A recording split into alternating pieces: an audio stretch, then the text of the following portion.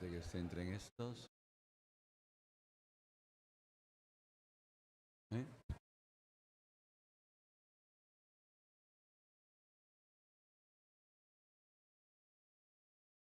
Bien.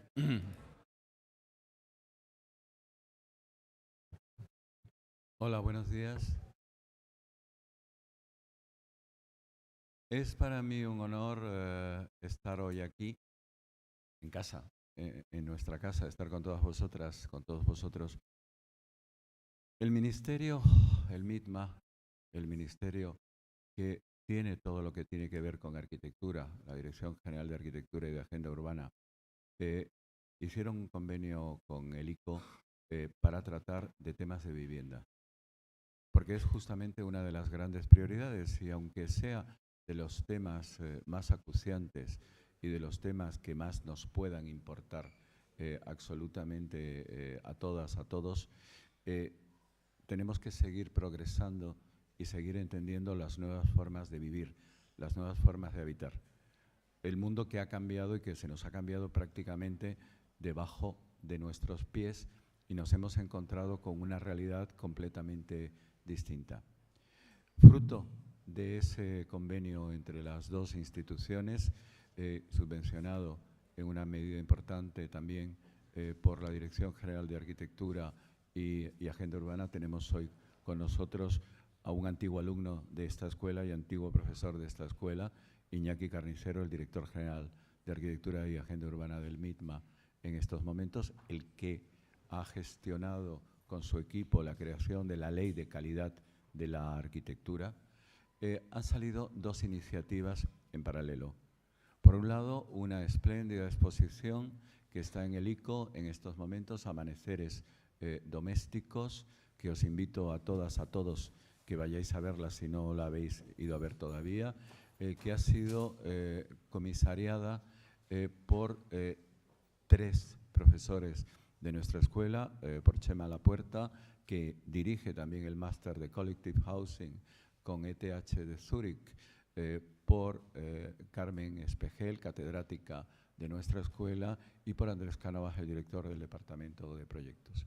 En paralelo, se ha organizado y se ha invitado en esta escuela a una serie de grandes profesionales europeos y americanos que son los que están dando visiones nuevas, transversales, sesgadas de otra manera. Esto ha estado comisariado por un equipo en el que tenemos aquí en la mesa a María Langarita y tenemos también a Jacobo García Germán y a José María Sánchez García sentado y a Héctor Fernández Elorza. 4 profesores de la escuela han hecho la selección de lo que hoy vamos a tratar. Yo quiero darle las gracias tanto a ICO como a la Dirección General de Arquitectura por permitir que la escuela sea una vez más plataforma de debate. Y para mí es un placer empezar a ver este salón de actos cada vez más lleno. Ayer lo tuvimos también completamente lleno, estaba Beatriz Colomina, como sabéis, hablando de enfermedad, de arquitectura y de medicina. Y hoy estamos hablando de vivienda, estamos hablando de dónde estamos. Le voy a dar la palabra a Lucinio, al director del ICO. Es un placer tenerte en esta tu casa y muchísimas gracias por contar siempre con nosotros. Muchísimas gracias. Antes de nada, no soy el director del ICO, no digas esto, que se entera el director del ICO, el presidente del ICO, y ya sabéis que corre el escalafón rápido. Yo soy solo el director de la Fundación ICO. Y la Fundación, perdona, es que no sé esto. No. Para nosotros tú sabes de sobra que ICO no es el ICO es la Fundación. Ah, sí. Es que no sabemos, no sé si efectivamente, pues yo soy el director de la Fundación ICO y como director de la Fundación ICO pues gestionamos el Museo ICO. Yo simplemente vengo a hacer aquí un commercial, una especie de publicidad del museo. Pero como ya ha dicho también Manuel Blanco, y efectivamente pues agradecemos enormemente también la colaboración de la Dirección General de Arquitectura y Vivienda, no solo en este convenio, que es lo que ha posibilitado esto, sino también en la exposición actual y en las exposiciones que tenemos. 2 pinceladas muy rápidas sobre quiénes somos y por qué es relevante también en el ámbito esto y por qué es relevante también para la sociedad. El Museo ICO es un museo que está en la calle Zorrilla, justo detrás del Congreso de los Diputados, y que se dedica específicamente a la arquitectura desde 2012. Hemos tenido últimamente, en los últimos años, hemos tenido pues, buenas exposiciones, hemos tenido Karma Pinós, la Catoni Basal, Ana Heringer, y en este momento estamos teniendo esta exposición también en colaboración con el Ministerio de Transportes y la Dirección General de Arquitectura y Vivienda, que se llama Domestic Zones. Ya Manuel Blanco, a quien también aprovecho la ocasión para dar las gracias y también para felicitar a la escuela por la recepción, por la concesión de la medalla de honor de la Real Academia de Bellas Artes de San Fernando, que es un evento importante, ¿no? Como os decía, el Museo ICO se dedica a la arquitectura desde 2012 específicamente, y ahora tenemos esta exposición a la que ya se ha referido Manuel Blanco, con lo cual simplemente lo que quiero es animaros a que vengáis. Pero yo creo que este seminario, y esta es nuestra misión, yo creo que las exposiciones que tenemos son simplemente una excusa para intentar fomentar la difusión y el debate, ¿no? Y el tema de la vivienda es un elemento esencial. Y es un elemento esencial que va más allá de lo que es exclusivamente los arquitectos. Y os voy a dar un dato. Nosotros estamos dedicados específicamente a la arquitectura y hace 2 años, un poquito antes de la pandemia, hicimos una encuesta para ver el perfil de la gente que venía al Museo ICO de Arquitectura, ¿no? A ver arquitectura. Tradicionalmente teníamos una gran mayoría de arquitectos, porque era una cosa que la arquitectura es una especie de nicho en la que la gente iba a ver arquitectura, planos, no sé qué y tal. Pero en los últimos años, hace 2 años, ya teníamos un 55% de los visitantes del Museo ICO, específicamente en arquitectura, gente que no tenía nada que ver con la arquitectura, que de repente empiezan a interesarse. O sea, ya hay mayoría de nuestros visitantes que no tienen nada que ver directamente con la arquitectura. Eso digo directamente con la arquitectura o profesionalmente con la arquitectura, porque lo cierto es que cada vez vemos un mayor interés, porque la gente considera, y es el título de la exposición, About Living, en un momento determinado, a mí me recuerda siempre el título de la canción de Leño y Rosendo Mercado. Vosotros sois muy jóvenes para acordaros de ella, pero es Maneras de Vivir, ¿no? Y a la gente, Maneras de Vivir es un himno de una generación, probablemente de mi generación, ¿no? Pero ya, efectivamente, a la gente le importan las maneras de vivir, ¿no? Y cómo se vive y cómo la arquitectura es simplemente y tenéis que ser conscientes como arquitectos y futuros arquitectos de que verdaderamente, y lo que acaba de decir también Manuel, ahora la forma de vivir, la vivienda, ha cambiado, las necesidades han cambiado, y ya nuestra propia exposición está estructurada en distintas tags, distintos bloques temáticos, desde la conciencia climática hasta recargas activas, varias cuestiones. Pero sobre todo también yo creo que antes esto de que la arquitectura era una cosa de arquitectos, la vivienda era una cosa solo de arquitectos, yo creo que esto verdaderamente la gente desde ahora, y lo estamos viendo todos los días, la gente se interesa en el urbanismo y se interesa en la arquitectura. Nada más, simplemente quería agradecer a la Dirección General de Arquitectura y Vivienda y sobre todo a la escuela también esta posibilidad. Animaros a venir al Museo ICO y hacerlo vuestro, a hacernos sugerencias de lo que hay. Como os digo, esta exposición estará aquí estará hasta el mes de enero. El año siguiente tendremos una exposición, la primera será dedicada a Palazuelo, la obra de Pablo Palazuelo, y la de octubre la dedicaremos a la obra de Balkrishna Doshi. Va a ser una exposición también bastante potente. Y estamos allí para lo que necesitéis. Al hablar del ICO tengo siempre que aclarar para lo que necesitéis menos dinero, ¿no? Esta es una de las cosas importantes. Y luego también quiero señalaros también, ya para acabar con este comercial, que hacemos también en el Museo ICO un podcast que se llama ¿Cómo suena un edificio?, que lo hacemos con Pedro Torrijos y Yes We Cast, y yo os recomiendo que lo escuchéis, porque también es una manera de divulgar arquitectura, no solo entre arquitectos, sino sobre todo al gran público. Antes de ayer grabamos un episodio con Alberto Campo Baeza, muy ligado también a esta escuela, y nada, muchísimas gracias a la escuela y a la Dirección General, y espero que hoy sea una jornada, y sobre todo que seáis conscientes de que aquellas cosas de las que vais a hablar son relevantes, pero no son relevantes exclusivamente en el ámbito de esta escuela, sino sobre todo en el ámbito social. Muchas gracias. Muchísimas gracias, Lucinio. Es un placer de verdad tenerte aquí y es un placer ver el trabajo magnífico que estáis haciendo. Ahora le voy a proponer a mis acompañantes en esta inauguración que bajemos para que suban también José María Sánchez García y Héctor Elorza y que los 4 comisarios presenten lo que va a ser este simposio. Somos un elefante, somos una gran escuela y en esa gran escuela ya es el momento de que empiecen a tomar de verdad el relevo generaciones mucho más jóvenes. Los 4 comisarios que están aquí podrían ser perfectamente 4 catedráticas y catedráticos de esta escuela.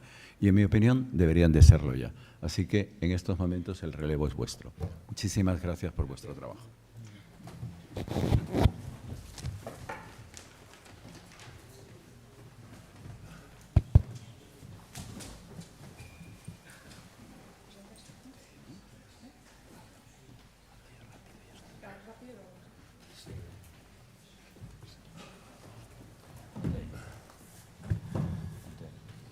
Okay, hello.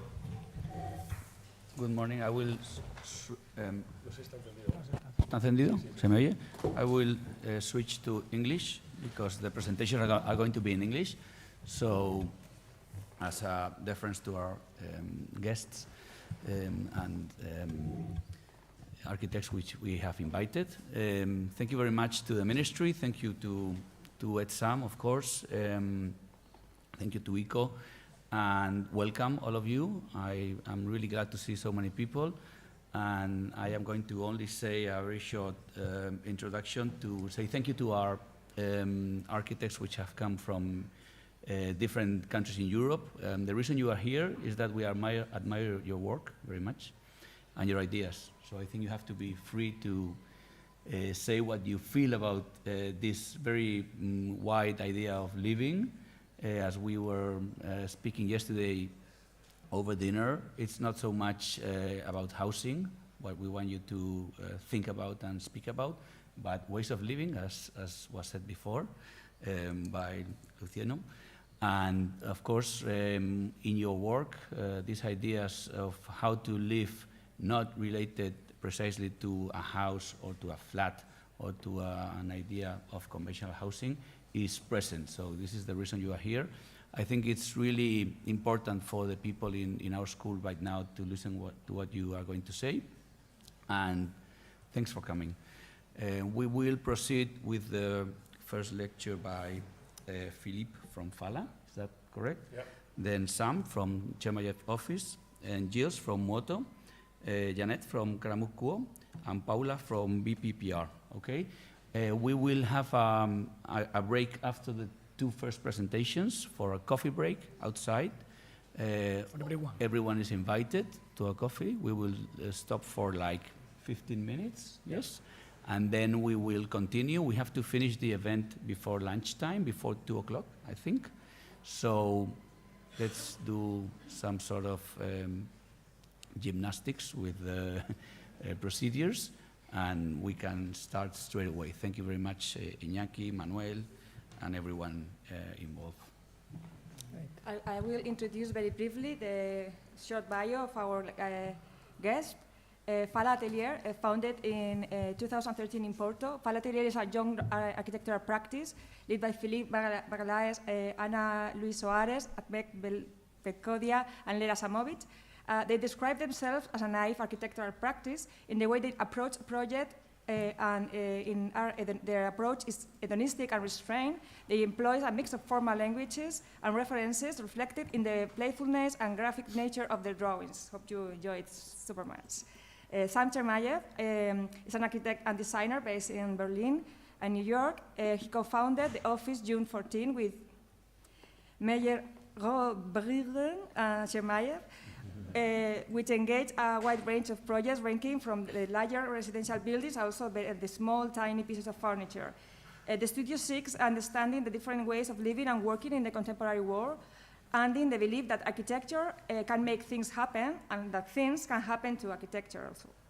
Studio Moto is formed by Gilles Delalare and Yves Moreau. It's an architectural office based in Paris.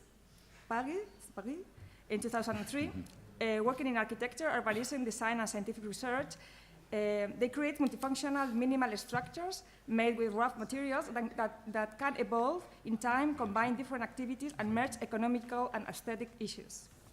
Karamuk Kuo, we have today here Janet, is an office based in Zurich, established in 2010 by Janet Kuo and Unal Karamuk. The studio is always looking for new creative opportunities involving intellectual ambition of design research.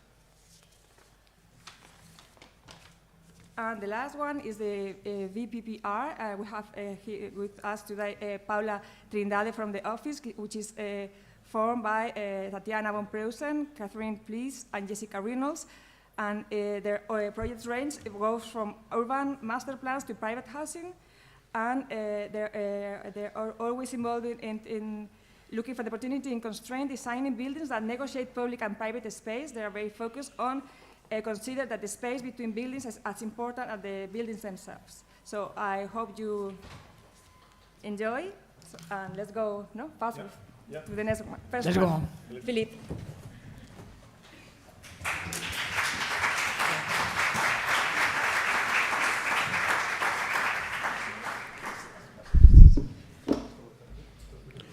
So,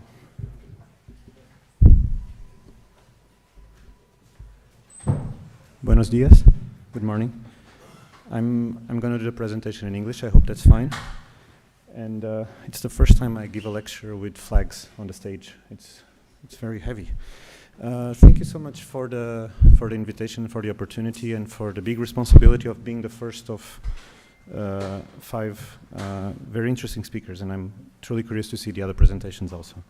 And the topic of dwelling. So first of all, the topic of our practice. We build a lot of tiny, small-scale residential projects, but we build it together. So first I have to say that today I'm the one speaking here, but we are a collective, we are a practice that has 4 partners whose identity is relatively relevant. The practice works mostly as a group than as a collective of individuals. And although we are 4 partners, there are 4 other team members that have been with us for 7 years. So we have been the same group for almost 7 years, which are truly fundamental and have to be referred because although we could pick a few, let's call it successful examples or very illustrative examples for today's talk, the practice does not celebrate each project individually, also it celebrates the group of projects. So more than individual islands, we care about the archipelago and the relations that the projects establish between themselves, more than what each project individually achieves. And talking about dwelling starts for us in this kind of dilemma between Kazuo Shinohara and Itsuko Asegawa about the idea that for Shinohara in 64, actually not, in 62, he writes a text that says that the house is a work of art, and if it's not, it's not even a house, it doesn't deserve to exist, it's not part of architecture, it's an individual kind of entity and should be seen as such. And probably his most successful disciple, Itsuko Asegawa, 20 years later, when starting her own practice, concludes that actually no one wants a work of art for a house. So this is the dilemma in which we operate. Of course, we want to tag along with Shinohara. We want to believe that the act of dwelling, the act of living, and as a consequence, the act of the projects that we design is a work of art. But to be perfectly honest, none of our clients cares anyway about that. And the way how we intervene in a very small bubble of private architecture, because we never did a public piece of work, we never did anything other than housing, means that 100% of our production is private, small-scale housing, leaves us to almost in a kind of abstract Venn diagram separate what we could call our interests as authors from, reality, what happens in the world that we impact, and the way how we draw plans, the way how we relate to contexts, and how we express forms and patterns and colors. The way how spaces become absent of a typology. So we don't really care about bedrooms and living rooms. We care about surfaces that match in a certain point and create a certain opportunity from there. We don't really believe in flexibility, that idea of that walls move around all the time. No, we believe that you create a space with certain opportunities and then it's up to the user to understand them and to embrace them. We believe in transparency and translucency. We believe that our work is most of the times just photographs, and Bolt is an interesting reference for that because I believe that most of you never visited any of our projects and probably never will, so our work exists just as a representation of itself. And we also very often flirt with surrealism in the sense that a door is not a door and a door that is open is closed, and Duchamp helps to express that desire. And we have a deep fascination by the work of Kojitaki and the way how an art critic became a photographer and the photographer became an architectural critic, and from the way how he taught Shinohara to see his own work, we also took something for our own presentations. And to put this kind of duet between Kozuth and what is a chair, we bring an exhibition of the work we did recently in CCB Lisbon about the representation of our own work, where, again, it's not really about the building or the chair, it's not about the image of the chair, the description of the chair, it's about the combination of all of this when they overlay. And last but not least, as I said, our context is not very interesting, it's a bit tedious even, it's suburban in a bad sense. And we are forced to live from a facade that hides many fragilities, and from a relation with a coyote that is the market, the client, the municipalities, all of that, that ends up impacting tremendously the production we do. So when we talk about dwelling, it's not just about the architect and the person that will live there. There is a series of actors that are part of the process that are often ignored when thinking about the project design, that end up influencing more than 50% of the decisions sometimes. And so, to conclude this very, very brief introduction, we believe that actually this context, this kind of abstract condition that becomes very tangible, very physical in our daily basis, is actually the most important asset of our production. We need that boring, banal context to produce whatever it is we are trying to achieve. So the title for the presentation is a house, a work of art, because that's the dilemma we are faced with. We want to believe in Shinohara. We are deeply fascinated by the work of Itsuko and her writings, so we are in the same, as I said, we are between those two sentences. And if a house is a work of art, then the question is the act of dwelling a choreography? Is our work and the presence of the people who inhabit it just a fiction? To what extent, if we go all the way to the limits of relativism, is our work and the people that live in them just a representation of something else? And in this idea of the Venn diagram, when we separate the two of them, it's much easier for us to understand it, and it leads us to believe that many times we don't really care about what happens to the projects. We move away, we photograph, and we don't come back. And we come back only accidentally, sometimes a few years later, to find out sometimes that project worked exactly as imagined. Most times it was a huge disappointment. But to illustrate that, I brought today 8 very, very short stories about 8 different projects. So the first one is Project 23. It's a normal house. It's a square. It has some geometries that are kind of very rigid on the corners. It isolates 3 bedrooms and opens a living room. But in the middle there's a point, and the story is about that point. That point is the minimum wall we could create to do what the client asked us, how to divide a kitchen from a living space. I don't want to see the kitchen when I'm on the living space. I don't want to cook looking at the living space. But at the same time, we felt that maybe if we make it so small, it could be interesting that the two of them relate. And this is the house built today. And you have the living room space, and you have the kitchen on that side. And what truly matters to us about this project is the tension that the column, because if the wall gets small enough, it becomes just a column, has, and how it, as a, let's call it spatial device, becomes an architectural piece of rhetoric. Because in the ambition to just separate 2 spaces, we didn't want the column to be misled or misunderstood as a structural piece. As such, it doesn't touch the ceiling. And the tension of the project resides to us 99% on that piece of 10 centimeters of void, of air. So we could say that although this is a house for a family, it's inhabited, it has a lot of other stories. For us, what matters is that very tiny gap that stands between the column and the ceiling right above. In the same way that this house is a very, very, very tiny piece in a context that kind of despises it, because all the houses there are 2 levels and they have a series of rituals that are not respected. And we like to believe that only our clients understood that column. But that brings us to the second project that has another column, that has a house. It's in the city center of Porto, very different context. It's very urban, but at the same time you see in an area that is still under development. And the house itself becomes a kind of plastic composition. But looking at the plan, the house has it's a rectangle, it has 3 levels, and each of these levels there's a point again in the center, and this point is a column that helps to organize 4 walls. And these walls, they respect all regulations, dimensions, proportions that you have to obey to. But it's also a column that is more than just a practical device. It's a column that has a bit of a surreal aspect, because when all the doors are open, that column actually connects 4 programs: bathroom, bedroom, circulation, office space. But when the door is closed, it kind of negates such relations, so that the column becomes a kind of device to generate meaning, but also to generate the possibility of flexibility, positive word, but mostly to generate opportunities.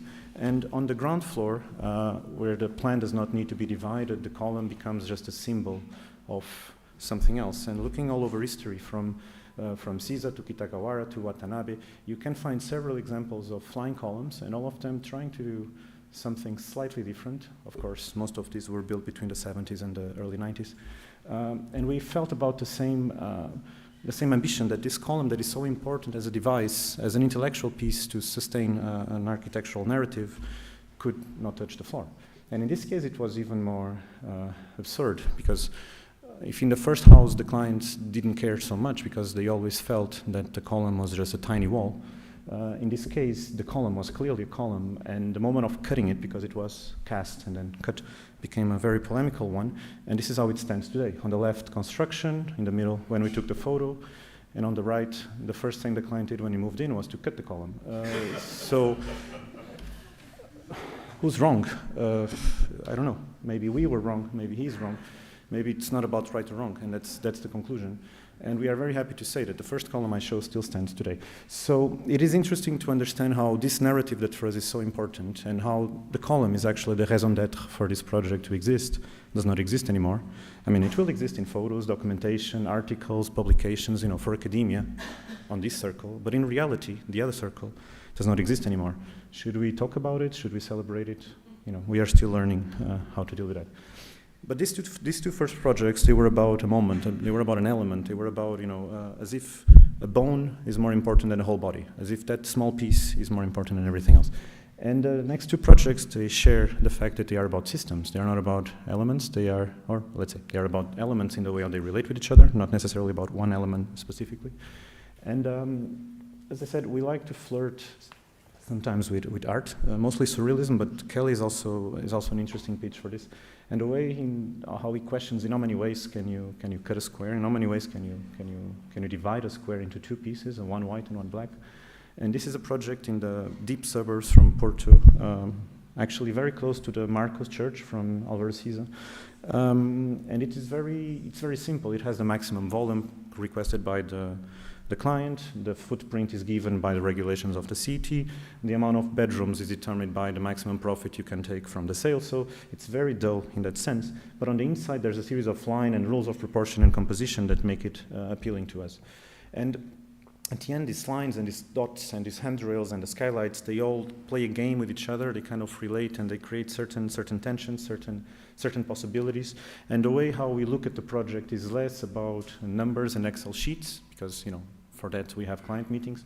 But on this moment, we have the opportunity to just see how a square that rotated 45 degrees relates with that column that is round, that it's concrete, and it's not plastered, and how that relates to the staircase, and so on and so forth.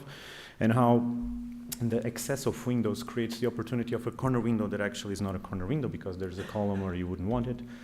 But at the same time, it's about finally a column that touches both the floor and the ceiling, that somehow appears in a corridor space, and what we can take away from it, and how when we look at the column just in its parts and in its totality, we can learn something from it, and how with the flash and with the light we can relate the column with the handrail, and how the handrail becomes almost more important than the facade, although the reflections of the shadow of the handrail somehow reflect to us the reflections on the stones on the facade, and how this does not relate to the context, and how for 2 years the client did not manage to sell a single apartment because no one likes it in its context. And after a first foreigner bought it, one of them for an insane amount of money, now all of them sold out right away, which puts us in this position, like what really matters, and for whom are we building, for the local context or for a speculator that shows up a few days later and starts the gentrification process. And 102 is in the middle of Porto. It's one of those buildings that will have a blind facade for the next 20 to 30 years. It's very common in Portugal because of our regulation that does not allow us to open windows on the sidewalls to protect the building rights of the neighbors. But in this case, we felt that it would be important, even if as a blind wall, to treat this blind wall as a part of main facade of sorts. So the front, back, side facade all become one facade. And this is the kind of relation it has with the context. Once again, context that is still waiting for development, for construction, that has been like this for decades. And this is what the city sees. This is what the city perceives from the building, some sort of pyjama pattern that goes around and glorifies dull box. But what this pattern hides is a complexity of, like in the other project in plan, in this case in section, of lines, kinks, curves, diagonals that somehow generate the opportunity that the staircase, that is not a box, a rectangle, that does a U-shaped staircase all the time, becomes a kind of snake going through the project, and every kink, every opportunity generates, proposes a double height space, shelving, space under its back that provides that each of these three houses are actually different from each other. So, but when you look at it in plan, the lines individually, they seem quite random, but when placed in a frame, they start to make sense. And this brings us to Mangold and to the wireframes from Shinohara in the early 80s and Itsuko a few years later, where this understanding of the canvas and the limits of the canvas and how the lines touch the limits of the canvas are very important to us. So although this is a building, it's not a building, it's actually a drawing, and it's made out of lines, it's made out of gestures, it's made out of incisions.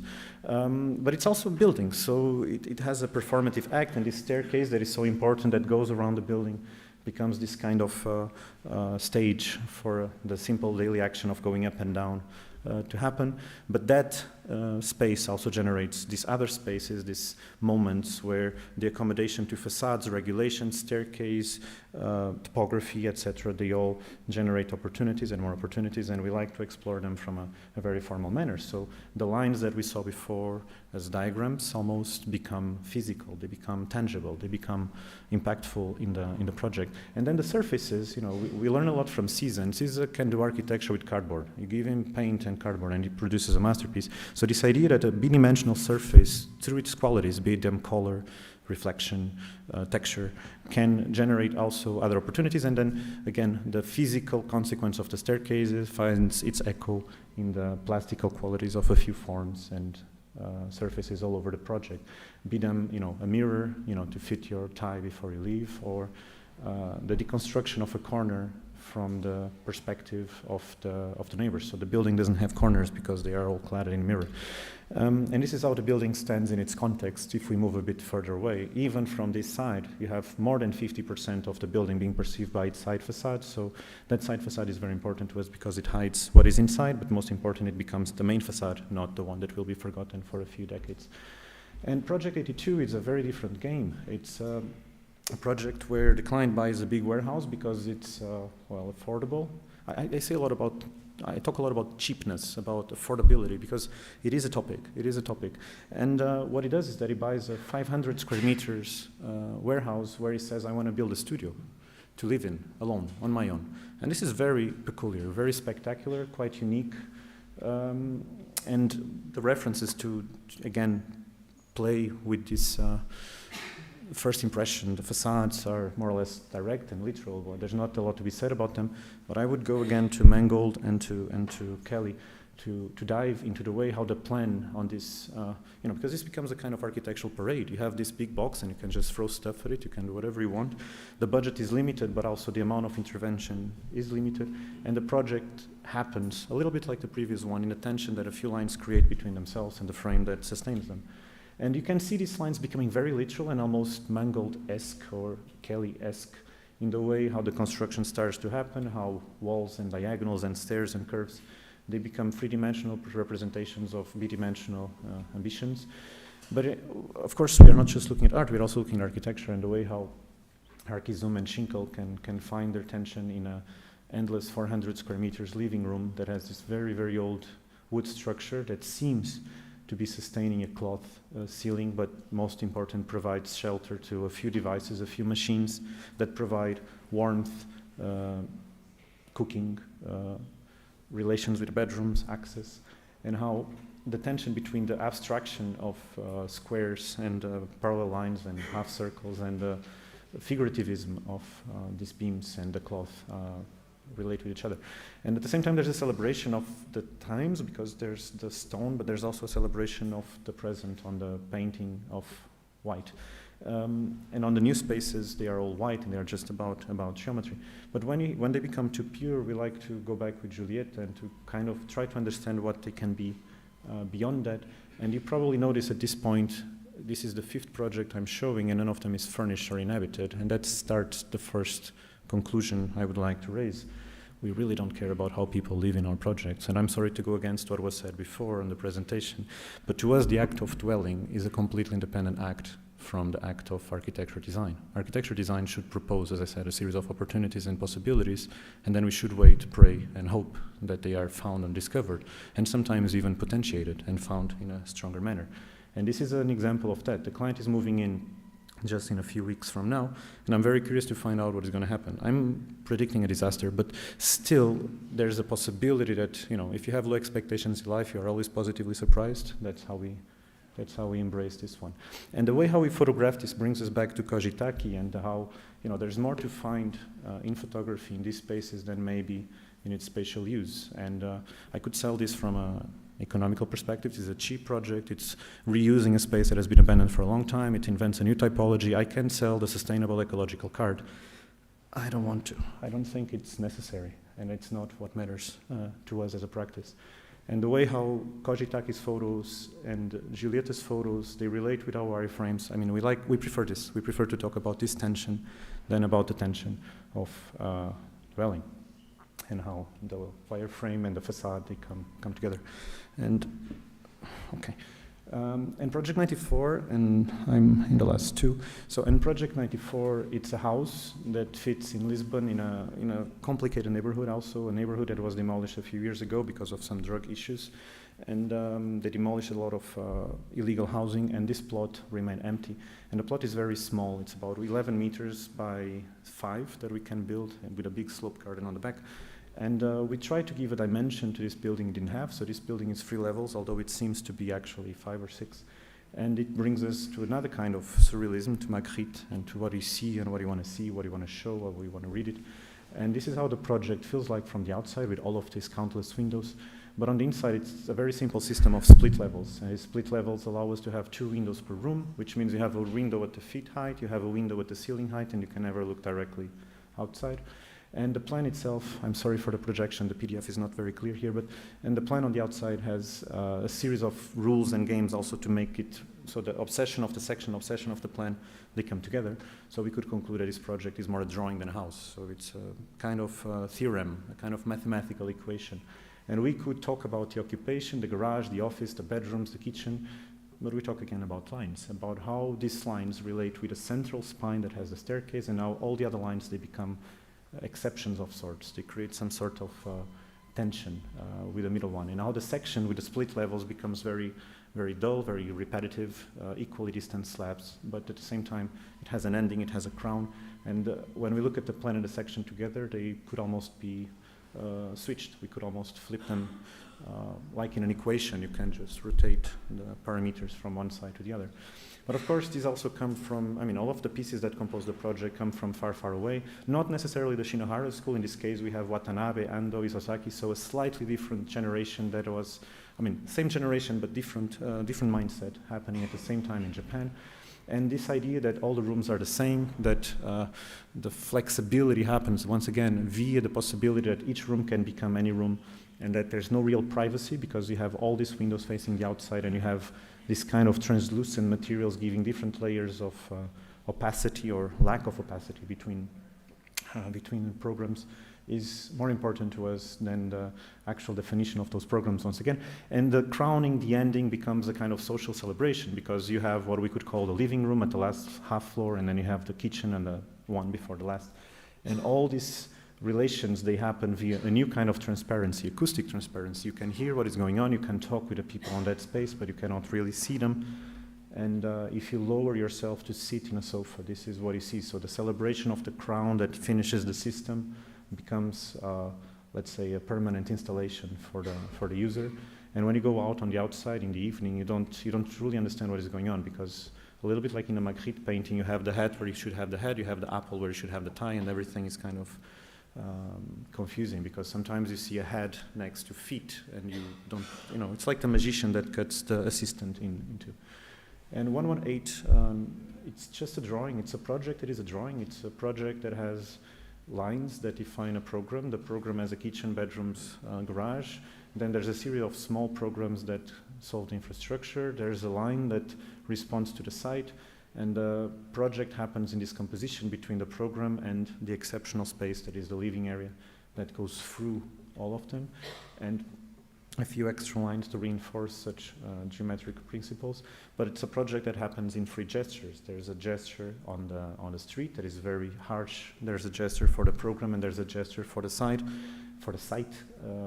And these lines hide the complexity of the smaller devices and machines that are necessary for a house to work. And the roof hides all of this under a big sloped surface. And the line is, lines are very interesting tools, because we are used to see them always as a representation of a wall to come, or when you look at AutoCAD, we tend to separate the plan from the building site, from the building itself, from the collage, but all of these are the same. So that curved line is the same line all the time, and it's neither of them, it's a line. It's a curve in this case. And it's very nice for us on the first day of construction to just mark these lines on the floor. And maybe this is the most honest and most powerful gesture. It's just the act of drawing the physical line that will do everything else. And then a few months later or a few years later to go back and to see how that line, once domesticized, is a little less powerful. And it goes back to the collage, and the collage to the other collage, and then to the wireframe. And the wireframe is an interesting tool because it allows us to see all the lines at the same time. It allows us to see all the systems at the same time. It allows us to see the project has a project, because as architects we don't build buildings, we design projects. And we, in our practice, separate these two very harshly, I would even say. So I would argue that this drawing is more important than the building that resulted from it. That is just a representation of the drawing, and not the drawing a representation of the building. And all of this is hidden in a volume that somehow camouflages everything that happens on the inside, and it's finally celebrated with a chimney that is not a chimney, that looks like a red shark fin that detaches itself from its context. Last project. And the shark fin finds itself in many ways. Sometimes when you renovate a garage that needs to become a house, again, it could be said something about the political condition of the ground floor shops in Porto that are abandoned at 90% of the cases, and how to transform them from a typological perspective. But I would prefer to celebrate the back of the staircase that goes up that garage and becomes an opportunity for permanent installation in a house. And how that house plays with light and transparency and translucency, because in this house all the walls are actually made of glass brick, which means that the act of living, the act of occupying this house becomes a choreography, and the people that live there become, actors of sort. They play their own performance in their daily basis. And there's a couple living on this house, and what they asked us was, we are art collectors, and we are not used to that. We are used to clients who find us almost by chance or because we are cheaper than the concurrents. But they asked us for a gallery for living, which is a very interesting concept. We want a space where you can display our art, but at the same time where you can live. So we thought that maybe they should be their own art pieces. And when you look at the project is made out of 2 lines. You have a very long, typical Porto typology, long space, 5 by 20 meters, very narrow, very long, with 2 facades and light coming just from those 2 ends. So all the walls in the middle become glass brick. And of course, when you turn on the artificial light, you have this kind of reflections, transparencies, translucencies. And every single object that occupies the space together with them, example, the kitchen, becomes a creature that has its own autonomy. So it's like the third inhabitant. And every single element, for example, the riser that comes from the floor above is cladded in mirror, and it becomes also an opportunity.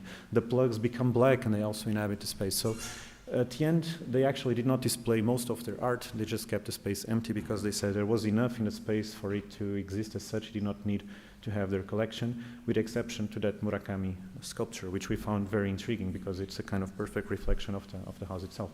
And everything became an opportunity. The steps, the skirting on the steps, the tiles on the steps, the handles that can be oversized, the ceiling height that is slightly different below from above, a couple of confetti tiles on the floor with a pink color. The design of the building became the design of an art piece, and it became the closest as possible as we got until today of the house as a complete work of art. And of course, when we did the facade, this facade is just for them. They are the only people who can see this facade because it's inside a courtyard in a covered area. So this facade is just for them. It's like a permanent installation just for them. Becomes also part of the performance because during the day, the facade becomes reflective of the context, and at night, it opens up to their own space and allows for them to be part of this kind of screen that displays their own life outside. And again, in the next morning, they disappear, and the trees and the sun and the reflections occupy the facade that is both the glass and the mirror that is behind the metal mesh and behind the stones and so on. So all of this becomes a very performative act, and the act of dwelling becomes an act of performance and the facade. And of course, I could say more about this, but from Itsuko to Markley to Kelly, you know, all of them find their space in. So to conclude, because I'm right on the edge, Kojitaki was the key figure behind that generation of practitioners. We know them as the Shinohara school, although many of them were not his students. But Kojitaki was the constant. He was the one photographing, criticizing, writing about them. And one of the key texts in the language of the house is published in between, exactly in the middle, between that sentence from Shinohara and that book, that text, sorry, from Itsuko Azegawa, where he suggests that the architect maybe only cares about rhetoric, so if that's the case, why the hell should he hide it? He should talk about it. And this had a tremendous impact on a generation that followed, because the ones of Miyawaki, Ito, Sakamoto, Itsuko, all of them, they were born in a context where the metabolists were somehow grabbing all the public infrastructure or the public commissions, the big scale, and this generation of kids that found in magazines lying around gas stations the possibility to communicate with each other, they gave more value to the rhetoric, the message behind the dwelling than the dwelling itself. And it's fascinating to imagine that 50 years have passed and these houses were demolished, they disappeared, but the texts, the articles remain. So the rhetoric prevails in this logic that the paper covers the rock, so the rock is less important than the paper. And Kojitaki maybe was right. I would like to discuss this with him, but unfortunately it's not possible anymore. And in our work, we like to go back to Karl Popper and to this idea of clocks and clouds, as clocks as, you know, this system of rules and, let's say, abstract conditions that are measurable, that are tangible, but also clouds. What do we find? What you don't plan, what you don't expect, but ends up showing up in the middle, because you define that clocks are, you know, the physics, they were describing them as systems where everything is predefined, where you understand the rules, where you know exactly what is going to happen, and that's how dwelling is most of the times fought for. We prefer clouds. We prefer this idea of something that is highly unpredictable, and when you create the opportunity, if everything goes okay, good things will happen from it. But in reality, we find ourselves not between any of these two, and to finish with Itsuko, we are exactly in this dilemma. I present a very strong position on what we believe of, but deep down we are full of doubts and questions, because we are not really sure, after 10 years of practice, if producing works of art is actually what we should be doing, if that's what we are requested, so that we take the sentence from Itsuko, we make it ours, and this is where we stand. Thank you so much.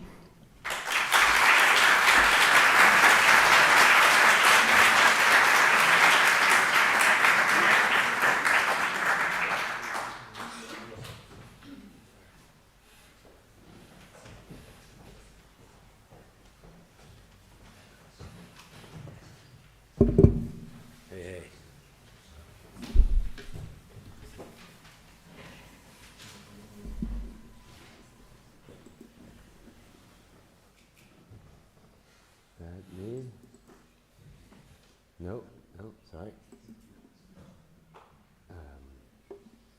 Where's my one? That says, oh right, it's because my name is the name of your school.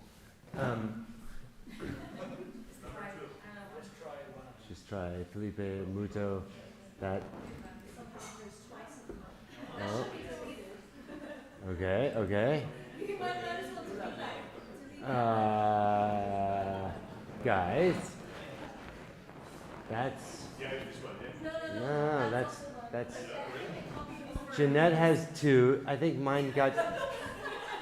Charmingly, mine got deleted. Do you know? Because you have Jeanette's twice. Yeah, you. I know. I don't know. I saw it. Is this? I saw it. This, No, it was on there. This is the same. I can believe it. Okay. But it's maybe in the trash can? Maybe. Don't. No. so sorry. It's okay. Okay. I mean, This is the best. I'm sorry. Perfect. This and this is the same. Okay. yeah. I don't know what happens. You have the USB. No, but you had it. It was on this screen. I Okay, saw I'm it. sorry. No, it's true. Like I did prepare. I did my job. Just for the record. Well, it's coming. It's coming. I mean, theoretically, you could have the coffee now, but I have faith in her. I set a timer. I'll really do 20 minutes.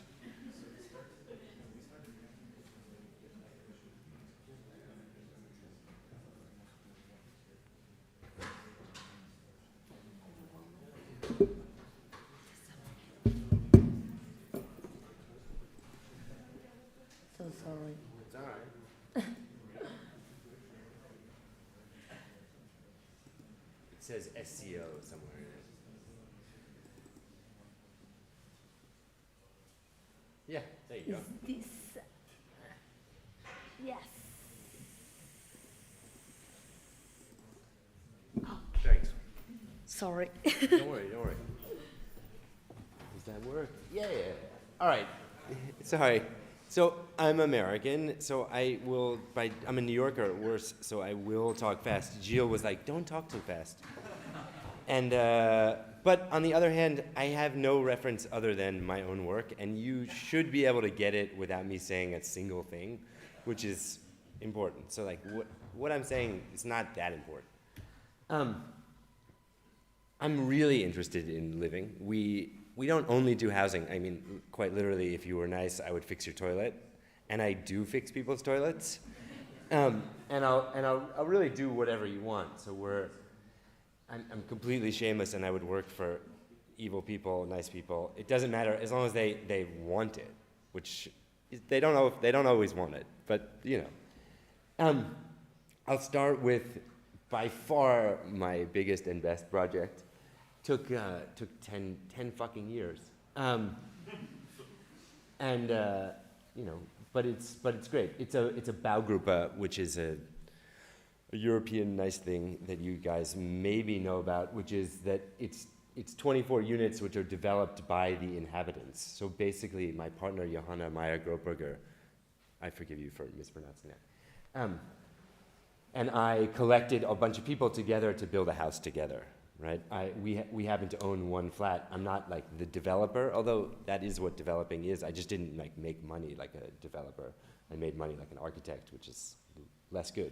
But long story short, it's a bunch of people together in building and conceiving of a house from the very beginning. And that's her, Johanna. That's already 7 years ago. And I guess I'm taking this photograph. And it was like a bunch of people together after buying the piece of land, and we're starting to propose like what we imagine maybe this thing might become, and convincing people to do something, you know, semi-brave. I mean, you can see various degrees of concern on their faces, and that concern remains, although they do live there, and the more time they spend there, the better it gets. I mean, they're less and less angry. So, very briefly, this aerial photo of the construction site is oriented north-south. So you can imagine that the street is a pretty loud street, and the courtyard is pretty quiet and full of trees, and there's a kindergarten, and it's cute. And it's not just a loud street, it's like the oldest hooker street in all of Berlin, and it's an open drug market too. So you can buy heroin in front of the door, and a blowjob, if you are in that mood, which I don't want to make like a big story about, except, and I'm totally fine with them, and they say hi, and even like my daughter likes them because they all wear pink and stuff like that, and it's all fine. It's just that it's a very unique and like particular different side of the site. So for us, like we're just trying. Johanna and I used to work at Sana, so we're trying to like find conditions that make rules. So like the first rule of this building is that you have to pass through. Like you have to have a little bit of hookers and heroin and a little bit of garden and kids, right? And you have to like, and those worlds coexist, and our building is somehow like this funny link between those things. The two on the right are like actually there today, like they're there every day. And so the building is, that's one rule. The other rule, going just from the site plan, is that Berlin has a super conservative idea from the 90s, which is really from the 1890s, like revived. Like nobody's German in this room, including me, I think, so we can just talk about it. Like they tried to ruin the world twice, and so like the planning idea is to go back before the 20th century, like as if like Europe, there is no modernism, there is no Bauhaus, like we're not sorry because it didn't happen, it's just like, and so you have to build out the European bloc like as a castle, right? Like and we wanted to mess with that. So that's one parameter. The other parameter is like we wanted to make we think that living should be open, whatever, you can interpret that in your own way in a second. Wow, I need to talk faster, sorry. All right, lots of models and lots of ideas. And we had the other parameter, which is to say we wanted people to have like cozy living spaces, big open spaces, as opposed to like a dining room and a living room and a kitchen are all the same. We wanted to say like, no, there's openness and then like places to retreat to in your house, which is the opposite of like a typical European typology.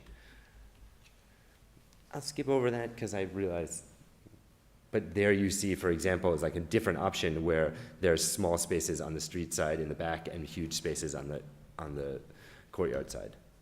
And then this is finally what we got to, which I show just because I love that the building looks a lot like the model, and that makes me happy. And I think it's nice when you're a student to think like that if you make the model properly and think about it, think it through, that like you too can build the model. And it's appealing. So basically it's 6 towers that overlap. Super as straightforward as that. And they're coming over each other, and then like what's hatched there are overlap spaces. And so the overlaps are the small spaces, and then what you see looking in right here are all the big spaces. So the big spaces are always touching the facade, so the facade is always at 5.2 meters.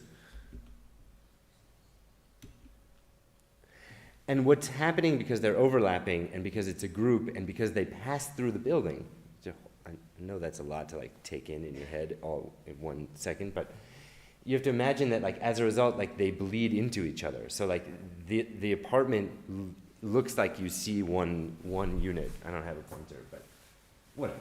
Just like one corner is not in fact just the one apartment. Like that corner is extending that way, and they're cutting across each other. Like that. Why didn't I just show it in the plan? Sorry. But it gets clear, right? So you see that like the hatched ones are on one level and the white ones are on another level, and they're making always a double high space, and then the spaces of the overlap can belong either way.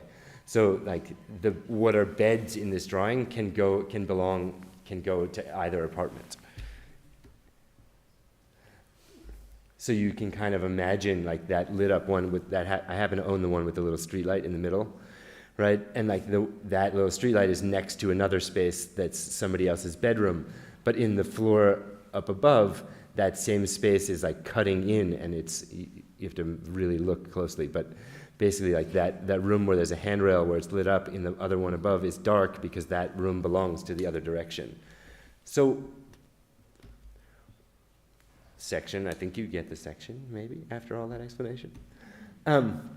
So what you get out of this is a really straightforward thing where you have these double high spaces that wrap through the building, and then they're also like protruding into other people's apartments and vice versa.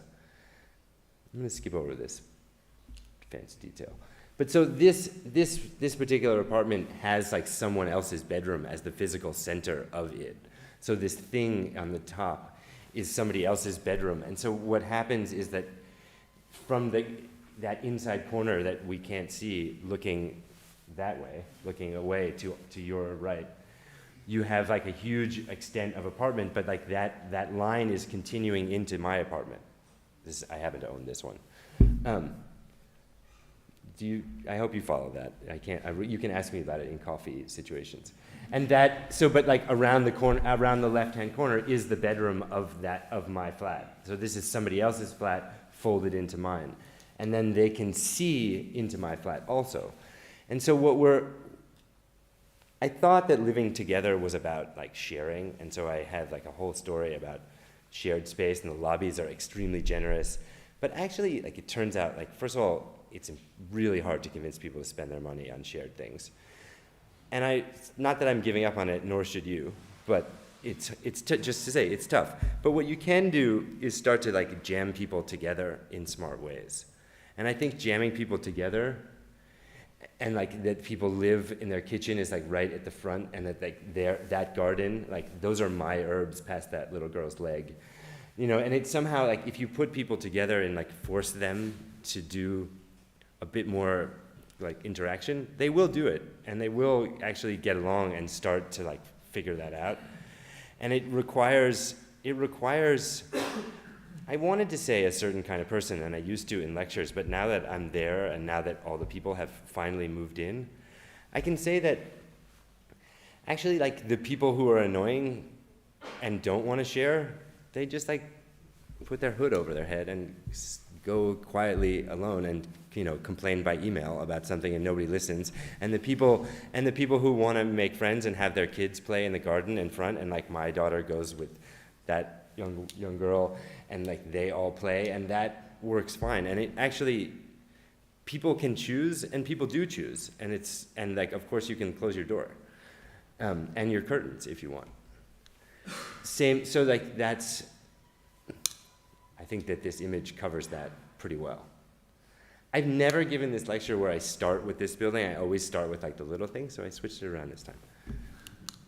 I got 8 minutes and 44 seconds left. So another living thing, which is something we do all the time, but this is like the canonical one, is the saunas. I realize that doesn't have a lot of appeal in Madrid because it's nicer here in general. But you have to imagine Berlin, this photo aside, is just a gloomy, gloomy, shitty place, weather-wise. And so on the top of Arno Brandlhuber's roof, I built this sauna, which was originally like leftover acrylic from something else. And what I want to say about it is that it's 1.50 meters by 1.50 meters, right? So like I can't even get anywhere near standing in there. And Arno's pretty big, but you can climb in there and heat it up. And there's Johanna, my partner again, and Arno, and then you put this fog, and then it suddenly becomes wildly intimate, right? So it gets totally almost opaque when you start to put the water, and it's on the one hand like the most open thing you could possibly have, meaning it's like a paper thin, I think it's 8 mil thick acrylic, and it's nothing, and it has no insulation, and it doesn't do. It's basically like a camping. It's a drawing. It's lines. If we go back to Philip's previous lecture, and then you steam it up, and it becomes suddenly like the tightest, smallest space you've ever felt comfortable in. And I just like that observation, which I didn't totally predict would happen. So here's another thing that I'm pretty famous for. Maria last night, and I asked all of these guys who were up here, why did you ask us here? And they all gave like the pat answer, like, we just love your work, which is fine, and thank you, and truly thank you. But Maria did admit, like later in the day, like it's really the triangle bed that you're here for. So here it is, and I do love the triangle bed, and I am infamous for the triangle bed, and it's a topic. You can see there are 10 of them, so you can see them on Instagram, and you can find them. People are proud of them. Other people photograph them when they see them. But it's just a triangle bed. So let's just start there. Like it's not that big of a deal. It's the sheets that get you. Cost-wise, it's like the money's in the sheets.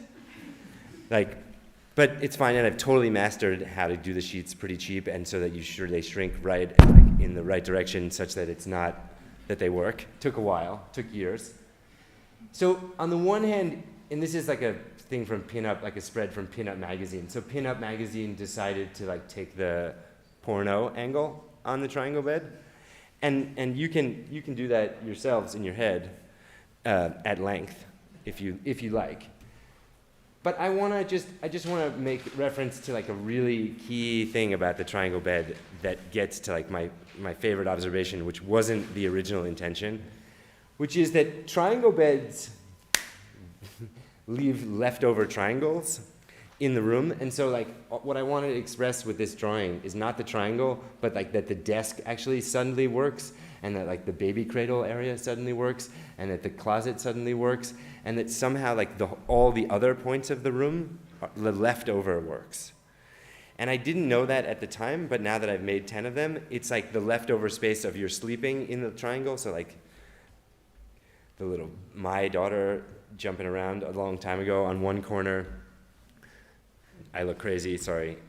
This guy, this guy sleeping on that corner. And then it all, like this, the other spaces work, right? And she's not that short, like it's a huge bed, but of course, because I'm a bad businessman, all 10 of them are a slightly different size, because I'm like, oh, maybe it's nicer, like a little bit, no. And it really bothers me when you see it at the front and it looks like a pizza, and I hate when people say pizza bed, and I got in like that Dank Lloyd Wright website thing, and they did pizza bed, and I was like, fuck you, But I think when we talk about living, I think it's nice, it's really, really a good idea to like question really basic typology, right? So, and like basic assumptions, like do you not want to see your neighbors in the previous house? Maybe you do, and I think you do. Do beds need to be square? Yes, because of the sheets, but once you get past that, it's like, do you need, this is a time when somebody was living just like that's like an old office that just piles of shit everywhere, partly my shit, but it's not even my house. So I guess I wanted to say, like, if you open it up, living, you can start to like make new observations and start to discover stuff, but you have to like do the hard work of sticking with typology and being like, I'm gonna sleep in a triangle bed. Let's see how that's gonna go. And everybody can do that. It takes a lot of like effort and a little bit of privilege and a tiny bit of money, but everybody spends money on something. So it's not inherently expensive. Totally different thing, just trying to make, and the other thing that I believe wholeheartedly is that things that you interact with have character, and they are characters. So we started to make, first we made like funky chairs with like funny shapes, and I'll show you one where like I cut the corner, and I'm not against it, it's not bad. It's not as good as Fala's version of that, like really not. Like it's like, if I start to like make another round corner, it's like, I don't know why, and I can't tell you why, and I'm not, what you just said totally made sense to me, but about your work, but when I do it, it doesn't work. So I have to basically, I pare down to like, okay, the left-hand side is like a totally workable dining chair. It looks like a dining chair, you understand it's a dining chair, and then, okay, but then we can expand it, then we can have fat people dining chairs, and then we can have middle people dining chairs, and then they start to tell you something about yourself when you use them, just like the triangle bed might in your head already now be telling you something about yourself, about your life situation, and then this is like then we started to add an umbrella, which turns out to make like a very cozy space. It's impossible to explain that in a slideshow, but even inside when you sit in it, you're like protected. Not from the rain, obviously, but just from like your kids running around, for example. This is what I was trying to say, like, I really like this, but it doesn't work for me. Like in my world of this doesn't work. And I can't explain why. I just want to just say like it's so much better with like talking about program. Like, okay, this has to do with people. This has to do with the program, like an umbrella, straightforward idea, right? And this I can't explain. I mean, I had to put a Birkin bag on there to make it like a photo worth having, which tells you if you have to put a Birkin bag that it's like it's not working. So on the topic of characters, this is like the cheapest version of this that's gotten infinitely more refined over the years. But basically, I had this notion that I can't stand drawing kitchens as lines, meaning like offsets, 65 centimeter offsets of walls, which I have done, and you may not have noticed, but I just showed you several plans with kitchens that are offset lines against walls. And so I try to say like, no, what are kitchens? There are all these machines that we have to interact with, and people have and different discussions in different proportions. And into the idea that kitchens are something that you're in a dance with, in a really straightforward way. I wish I could see more of you. I see Gilles looking like, okay, but he also looks concerned. All right, 13 seconds, that's not enough. So I'll just, but you'd feel what I mean about the dance thing. This is like some of these things. I mean, I didn't make that toaster, but I did make a toaster stand, and suddenly you have like a toaster that you're in a dialogue with. All right. I'm gonna go like 3 more minutes. No, all right. And then this is a stove that's also a dining room table. I'm trying to take more pictures with people. It's hard. It's really, it's an awful thing. Like it's so clear that you want people cutting at this cutting board together, but it just looks cheesy every time. I have tons of them, and it just looks like people smiling in this fake way, or me standing there, and it's just like, no, so I stopped doing it. This is for Brandelhuber, because like I want to be his Martin Van Severen to his Rem Koolhaas, where you know, what we're trying to do is like, again, keep elements, but also bring like cooking out as a kind of communal thing. So people are sitting on this bench and cooking together, and hopefully not, you know, spilling hot things on each other. Go quickly. So it's getting more refined, this idea of like an open island that then becomes a character in your life to gather around. I mean, simply about living is that, I think. And so I think, I don't know about you, but I don't have a maid all the time cooking for me, and I don't think I am ever going to, and I don't think even if I made millions of dollars next year that I would have somebody else cook at a dinner party that's not me. Even though I like the idea of being very rich, I don't think that's what luxury is anymore, right? So luxury is now like how you host. So, and that, you know, not to go back to the porno thing, but like the triangle bed is like a possible hosting idea also, right?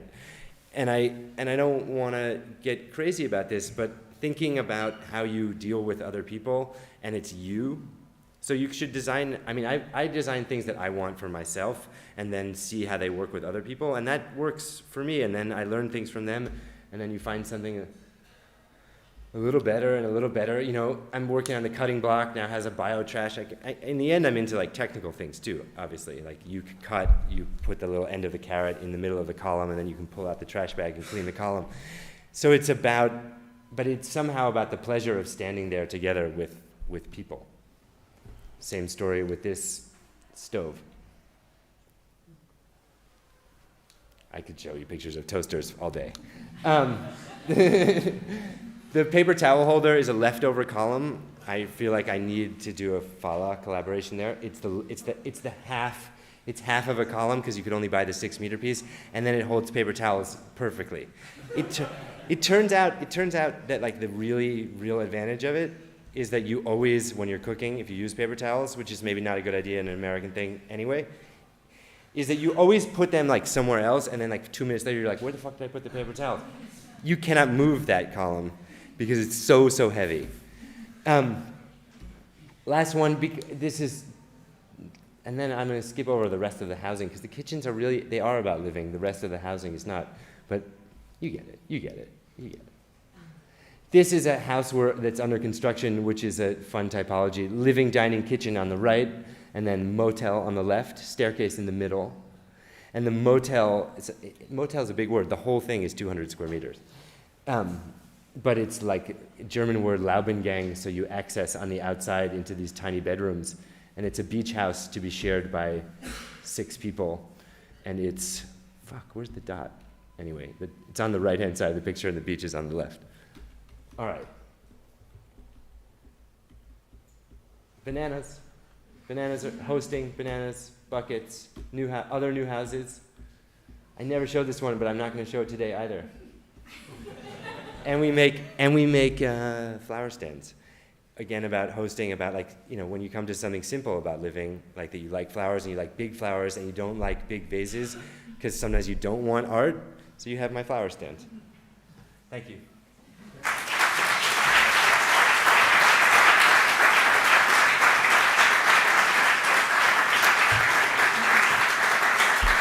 Thank you, Sam. So before the next three speakers will have a break, please join us for coffee just in the entrance of the hall. I will see you in about 15 minutes.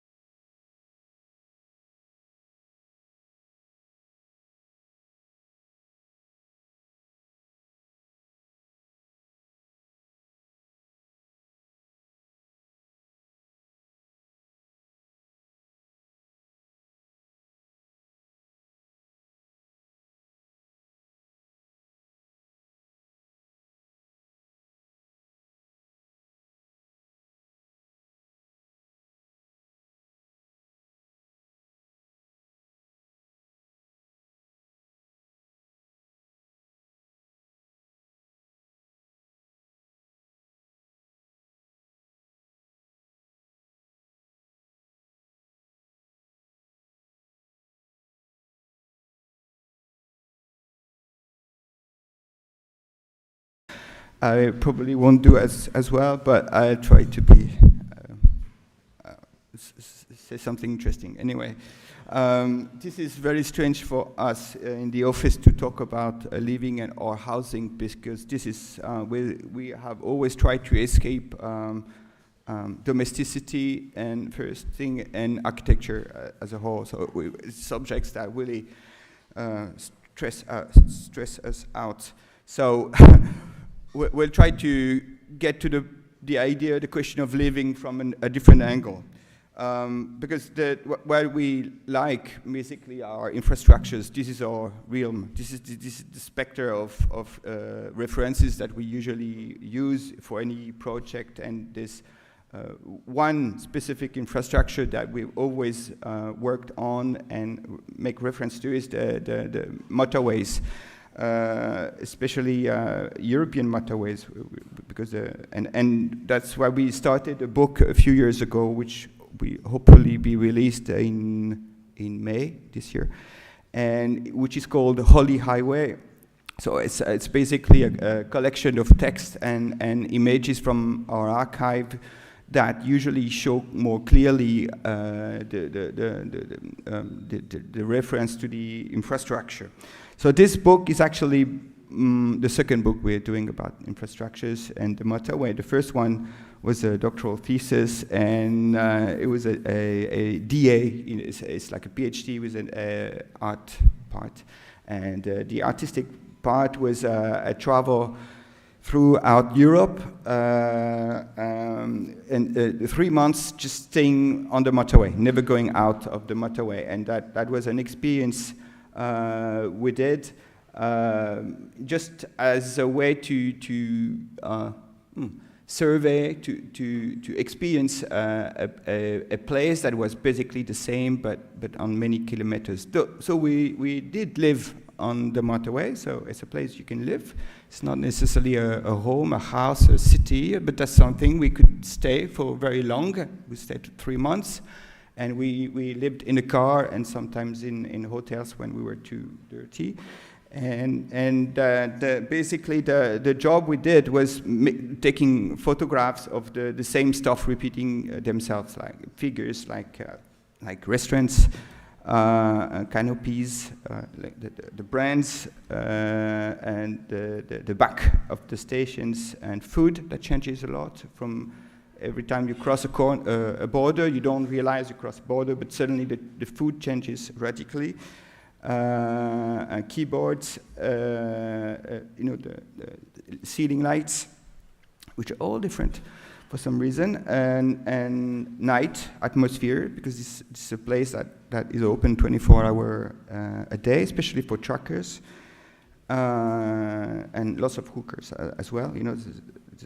You have lots of activities that cannot take place within cities because they're illegal, so you really have lots of trafficking and social activities that could never happen in gentrified city center, neither in suburbs.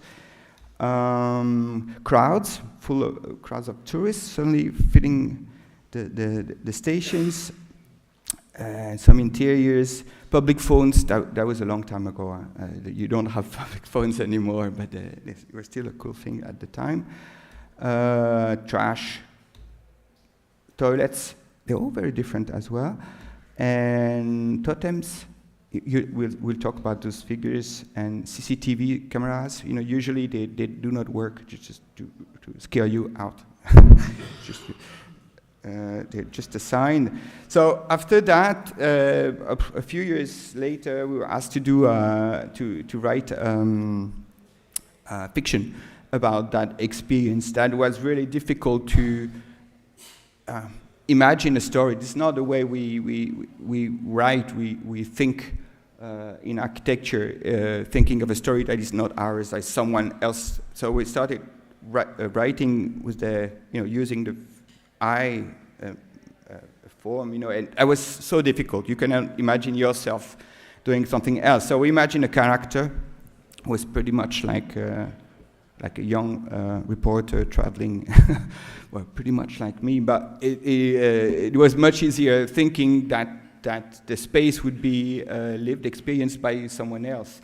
So the story is very much based on J.G. Ballard's A Concrete Island. We took basically the same scenario, and basically, if I don't know if you know the novel, the story is basically Maitland. He's a famous architect from London, and he drives his Jaguar on the M25, I think, and comes out of a tunnel, and then there's a ray of sunlight in his eyes. He loses the control of his Jaguar, falls down in a hole in the middle of a motorway interchange, and he gets stuck. He's wounded, and the car is broken, so he's got champagne in the trunk of his car. So he drinks champagne because he feels better because of his pain.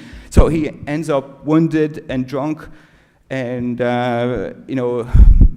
falls asleep. Then and a few strange characters come get him and take care of him.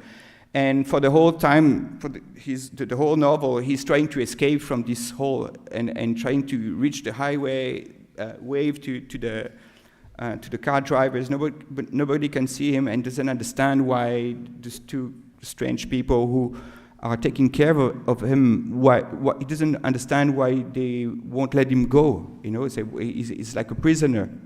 And by the end of the novel, he realizes that he could just go. Nobody was keeping him on the island. He was just fed up with his life, with his wife, mistress, kids, work, and nobody did care about him because everybody knew that he had multiple lives, and everybody thought, well, he's with his mistress, or he's in the office, or he's at home, or someone. So nobody cared about him. And so it's a time where he thinks of his own practice, the meaning of being a famous architect, what for, who for, does it have any sense? And he just has the time to realize that his life is absolutely, without a home, is absolutely meaningless. So when he realized that he didn't like his life, then he's able to go out of his island. So basically, this is the same story, apart from the fact that this is me, and I instead of going back home, the story ends up like I missed the exit, and I choose to continue on the motorway forever. So that's a kind of an example of way of living without a home. The title, sorry, I didn't mention. Title is transient living. It means living in a state of transition, basically, living without a home, as you said. It's like life, maybe as yours. Talking to the students, you probably have a tiny apartment. Really, it's not really a home. So you're spending more time in the office or in the city, and maybe you go back to your parents because they have a real home. So basically, you have no home, but still you're living. So it questions the what you call a place to live, where it is. So from that study, when we decided to do the books, we decided that we would organize the different texts. It's a compilation of any things we wrote for the last 20 years. So we thought, okay, we'll make chapters, like architectural chapters, and we picked up a few of the figures that we made photographs of. And because we thought, well, there are architectures, and they're pretty precise, interesting infrastructures, parts of infrastructures, and we usually like them, and we also gather lots of images of them. So we made these 4 chapters: totems, runes. They are actually titles of previous conferences. Joyful runes, concrete islands, refers to Ballard, and the phantom crowd. You saw some pictures of them. So I will go through those 4 chapters, and I give you visual examples of them. So these are the totems, basically the canopies that you find. And Eric Tabuchi, he is a photographer who took pictures of these platforms where they were turned into something else, like a different architecture. So his book is named 26 Recycle. Well, it's a reference to Edward Rush's book, obvious reference. So this is a whole series, and why we like this architecture, because it's for us it's pretty much like a non-continuous monument. You know, it looks like it all comes from the same building, but you could imagine that you would bring them all side by side, and then you could build an entire new architecture. So it's has something quite say musical. It's like a music composition, but then that's the music when it's left to something else. And the repetition of them also has a certain effect on you when you travel the motorway. You know, at night, the repetition of signs makes you feel in a state of like a powerful drug. You know, you don't know whether you are sleepy or awake. So this is the entire catalog. So the joyful wounds is another category. It's something we often showed in conferences. These are pictures from Toshio Shibata, and from the day we found the book, we thought, ooh, we want our architecture to look like this. And so it took us a few years to realize why we were so interested in these structures. You know, these are retaining structures that prevent the rocks from falling down on the road in Japan, on the steep sides. And we thought that these structures have something interesting because they're pretty powerful and fragile at the same time, and they're in a state of unfinishedness. You know, you don't know if they are growing or if they are reducing. And we thought this was an interesting state of architecture, this kind of unfinishedness, but it's not a ruin like that is destroying itself. You can imagine that it's going to grow, and you don't know if it's like you should interpret them as the grade of a city, you know, that's really is going to cover the mountains, or maybe they're reducing. Maybe, you know, when they're in a lake, maybe you think the lake are going to hide them one day. They're going to disappear. So that this is a moment of architecture, I think, when that we often try to situate ourselves. This kind of, we say, a state of adolescence, where you don't know if you have to move forwards or go back.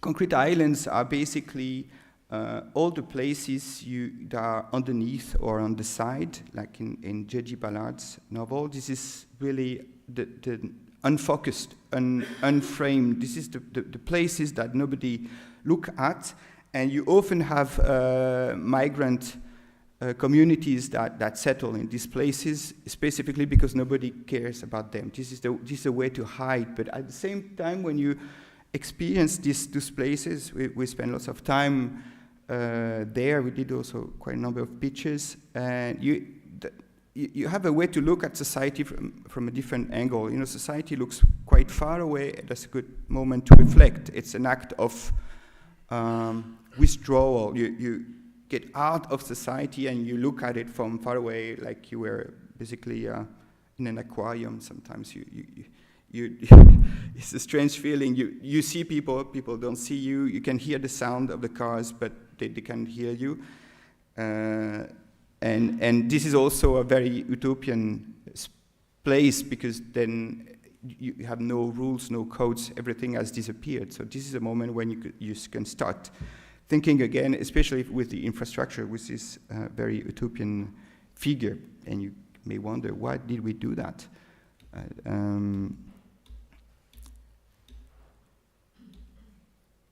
And the last figure, this is the phantom crowd. Because one thing that is strange in car parks, you can realize that in stations, car park, particularly on the motorway, they're either crowded, full of people, or totally empty. They're rarely in between, you know. And you can feel, when they're empty, you can see traces, you know, oil bags, you know, trash, something, and you know that there was a crowd here just before, and just like airports, you know, they always wrongly designed. It's either too big or too small. These are places that are not appropriable, basically. And you know, this is a strong topic in architecture. How do you appropriate? And we are sort of pretty much against this idea of appropriation, because once you appropriate, then it's yours, it's not others. So the idea is to share it. No? So we make a distinction between occupation and appropriation. These are places that can be occupied, but not appropriated. You were never going to stay, and probably this makes it probably the most radical public space ever, because this is acts exactly the opposite way as public square. You know, public square, you say, oh, this is a place that works because you get lots of people and activity. But those, they just act the opposite. No, they just the less people, or they make the crowd disappear. They put the people on a quite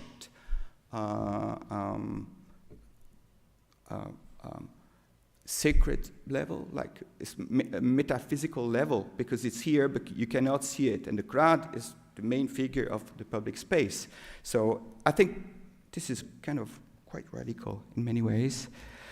So these are pictures of Alex McLean, which are very interesting because they're not really absolutely vertical, but just from a different slight angle because of his plane. I don't know what he's doing. He's flying his plane and taking pictures at the same time, which make the photographs, I guess, quite more interesting than most aerial photographs.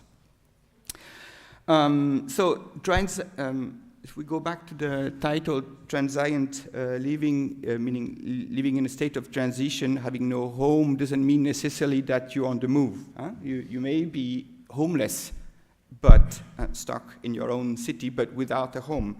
And so I suggested that we took that very famous example that we often use as well of the David Tower in Caracas, that taken from the study by Urban Think Tank and pictures from Iwan Ban, because this is an interesting story about how having no home can also create quite interesting places. If you think, this is a tower basically, I don't know if the students know that example, that is very known actually. This is an office tower, and because of the financial crisis and the death of the developer, the building was abandoned, was never finished, and then it was occupied by hundreds of homeless families. And the way they occupied the building is quite a lesson, I think, because this is exactly what you don't get in collective housing nowadays. You get huge collective spaces you can share, see, great. And you can play sport inside, you can leave your kids, play on their own with their friends. And you got local shops, right in the building. You can customize your flat as well.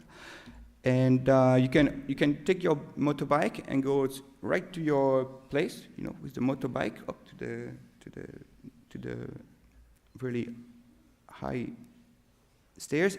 You don't need handrails because you don't need them actually, and you can have an extra room, for the kids when they grow, and you can grow your own flat. And you have a gym on the roof. So these are basically all the things we would dream of, put in super tough conditions. But then I think this being homeless made people occupy that tower in a different way, and probably this tower is a much more interesting architecture, the way it's used today, than what it would have been if it had been like a normal office building, like a very boring office building, like most of them. And the last pictures, like you can even customize the facade. You can do your own facade, so you can identify yourself when you look at the building. So this is an idea we borrowed, and I thought it was pretty much a part of that idea, that this famous project by James Wine's high-rise of homes, which is an interpretation of the immeuble villa by Le Corbusier, but brought to an extreme. So we took that idea. 20 minutes. Okay, we took that idea, last project, and for a competition we did in Paris, Rue Edison, in the south of Paris. And the competition, we lost the competition. It was a client who called Kaufman and Broad, and they were quite good at doing houses on catalogs. You know, basically you can choose your house with different styles. Mediterranean style, Scandinavian style. You know, you could choose your home and say, okay, they came to us and said, we are pretty good with homes on catalogs, but we want to be able to build collective housing as well. But we want to keep that specificity of being able to give people what they want and they can choose on a catalog. So how can we do a vertical version of the collective version of the individual house? So what we proposed is to work on a series of 3 little towers next to each other, but taking away all the usual, entrance hall, corridor, all these terrible places we have to go through every day. And we thought, okay, let's get rid of that and make shared terraces, and these terraces will be the places where you can circulate, you can share, you can climb sort of the building in order to reach your flat, which can be an office, a workshop, or a flat. There's nothing, and then you can design your own facade by choosing on the catalog. So we made the catalog. And we chose, big cities in the world, and with that, you can choose your own style. And we thought the end result will be the choice of. It was pretty much an exercise because we had to choose ourselves, and it's more composed than we pretend. But in the end, it looks a bit like MBRDB building, but with the idea that people really choose their own facade. And this was a way of questioning this strict division between individual housing and collective housing. Basically, this is a question that dates from the immeuble villas. How can you live? How can you be together but separately? Like even though in families, couples, usually you want your own place, and basically that we did very few housing projects, but we thought that was basically the main question. How can you live in a collective structure but not suffer from the presence of the others? And we thought that there was certainly a new idea of trying to mix them, so that they do not oppose each other.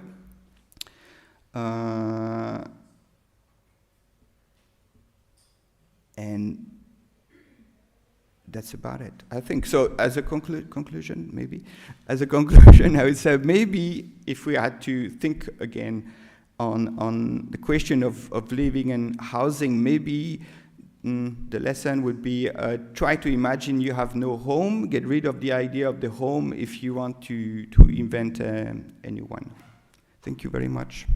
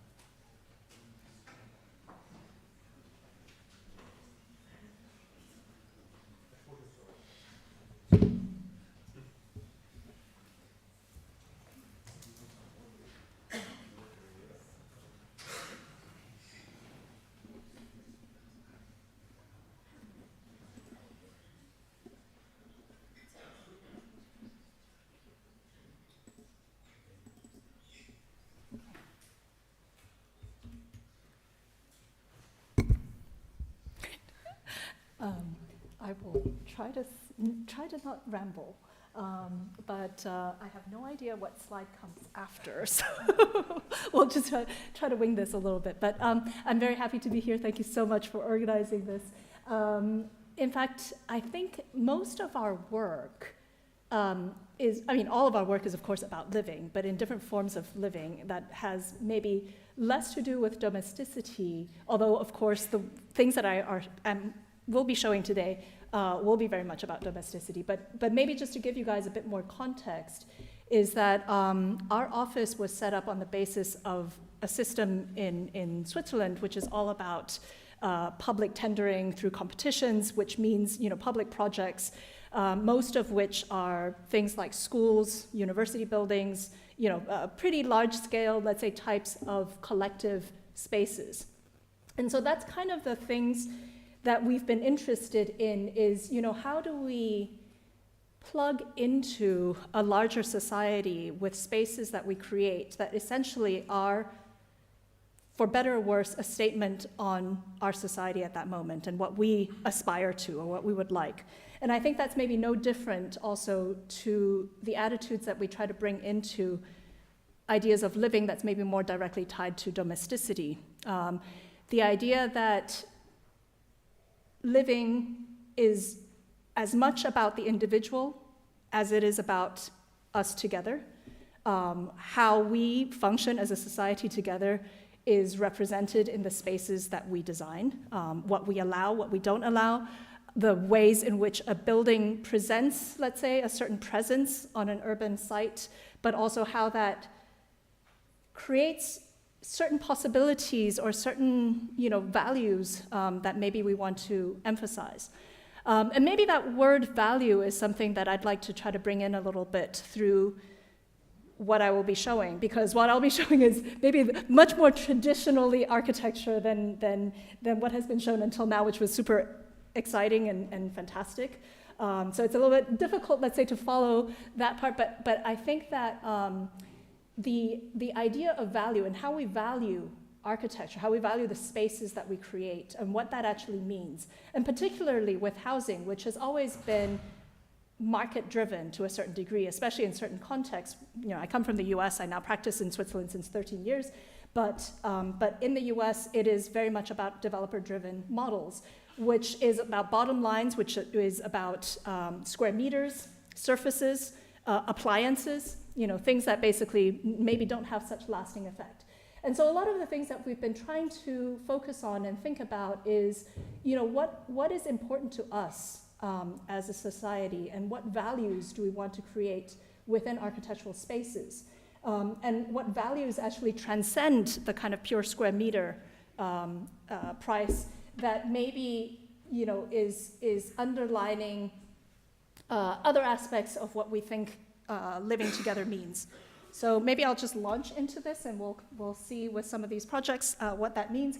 The Apartments in Calm, that's actually one of the first projects that we did as a housing project. It was actually a competition from a private client that actually lives on the top floor and owns also the ground floor, where he collects his musical instruments from the 17th to the 19th century or something like that. But anyways, it's a very kind of interesting site in Zug. The site is this kind of triangular lot which was left over. What you see here, there was an original farmhouse that was there, that was for the longest time there and wasn't developed. But it's at the bifurcation of this main road that leads into town. So very, very prominent, very close to the lake of Zug, which is this kind of beautiful site, and with views, of course, also to the mountains.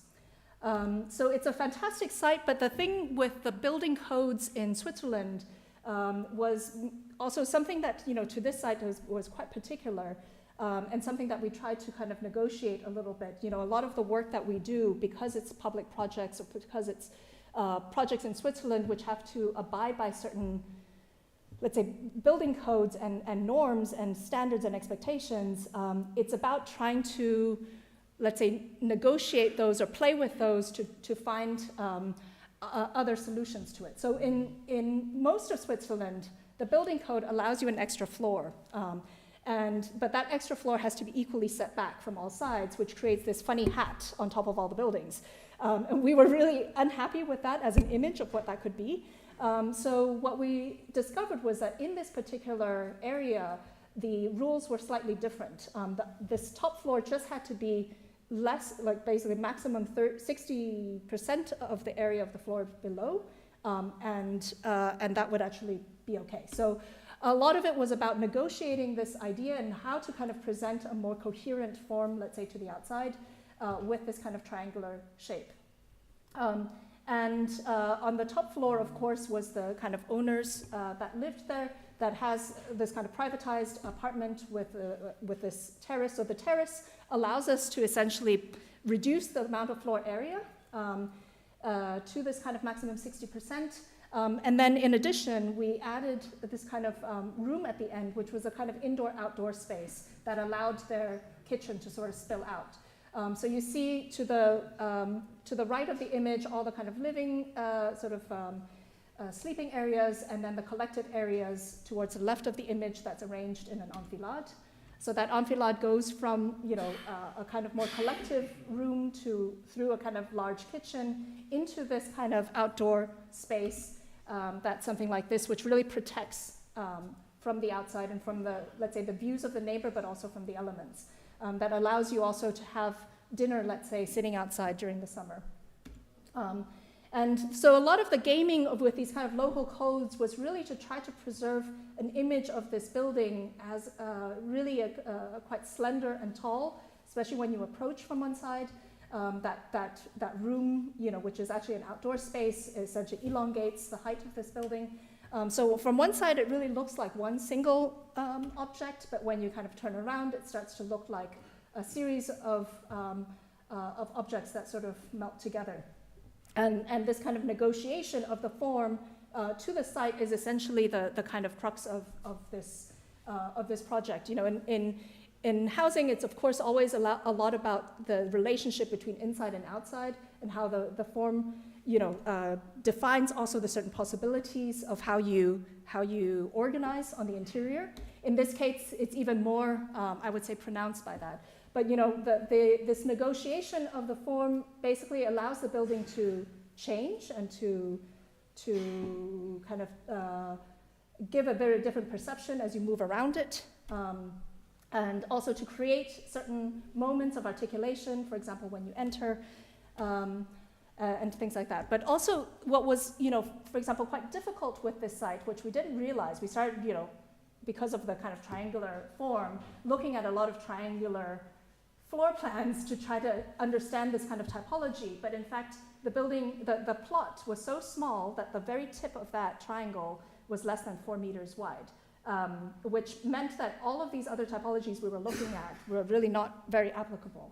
But we tried to capitalize on this form to try to understand its properties, its characteristics, essentially using this to sort of enhance the way of living and what could happen on the interior.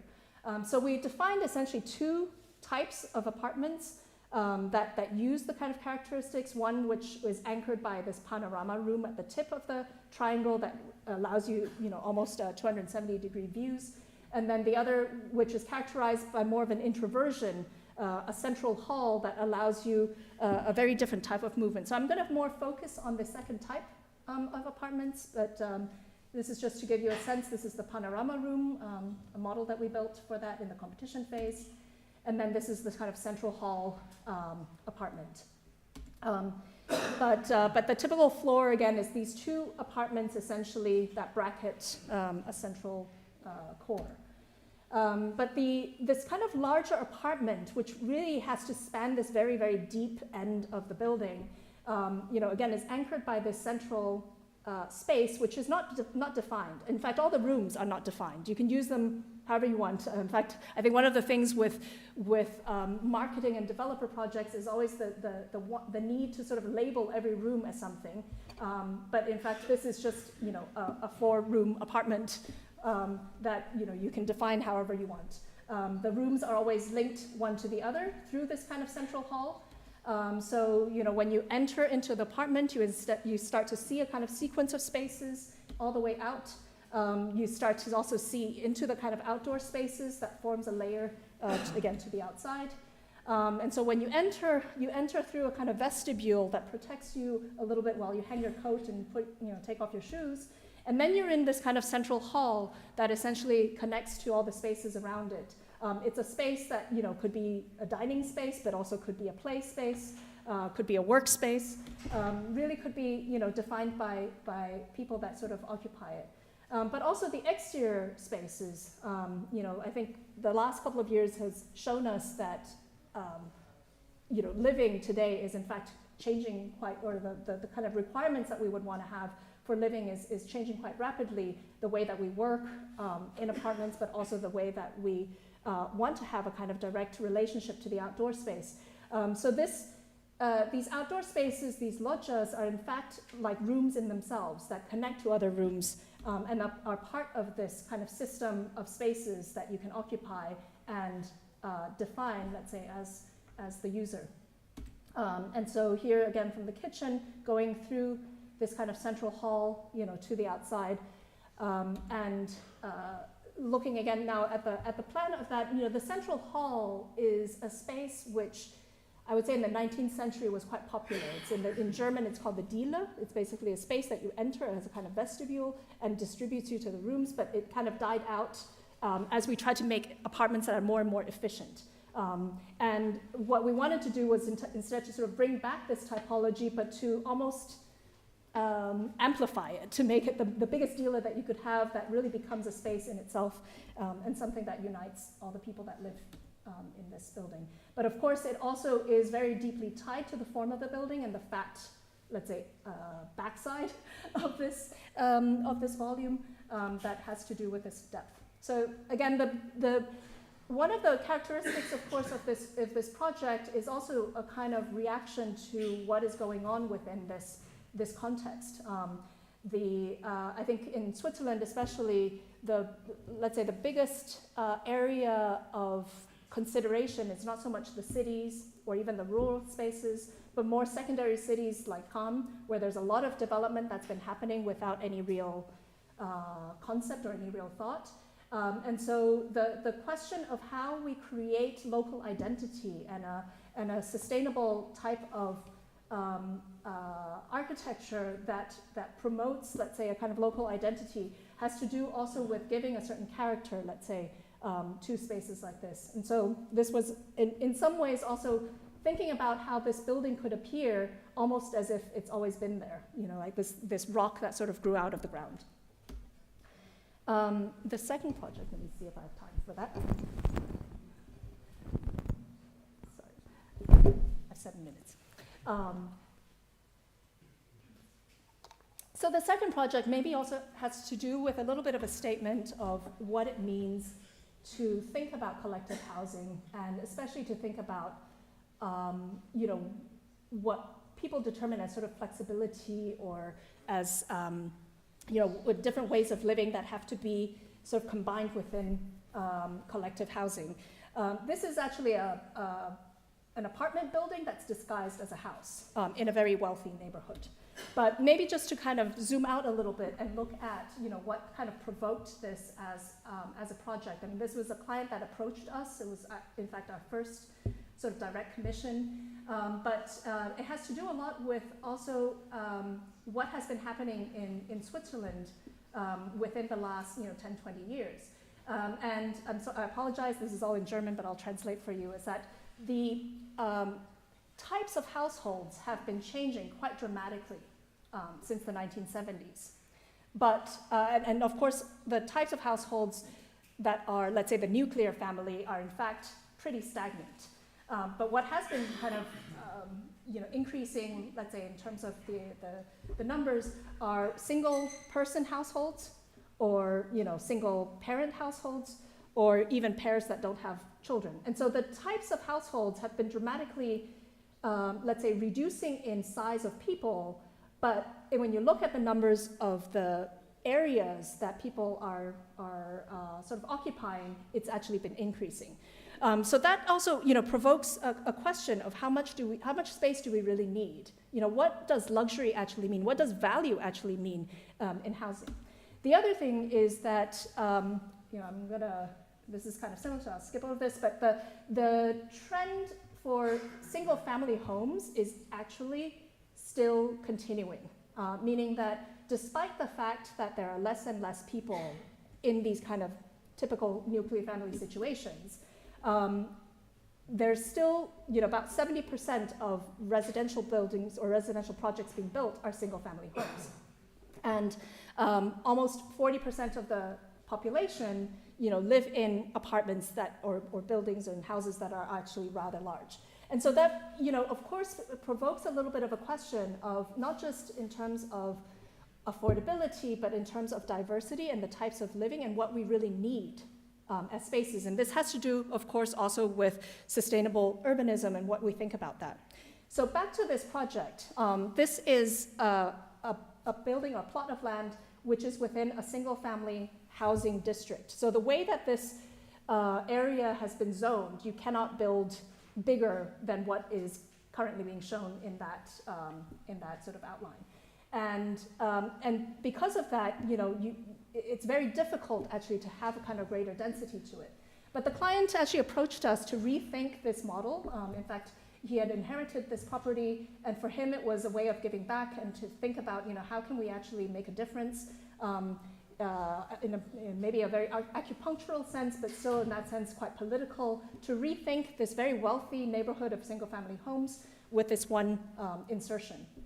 And so this is a building on a lot which actually faces the Lake of Zurich. It's a very wealthy neighborhood where all the houses actually face the lake. And usually when you have a kind of situation like this, you would try to maximize that building volume by stepping it, terracing it, so that you essentially, have all the apartments facing, not facing the view, but also that it's also same.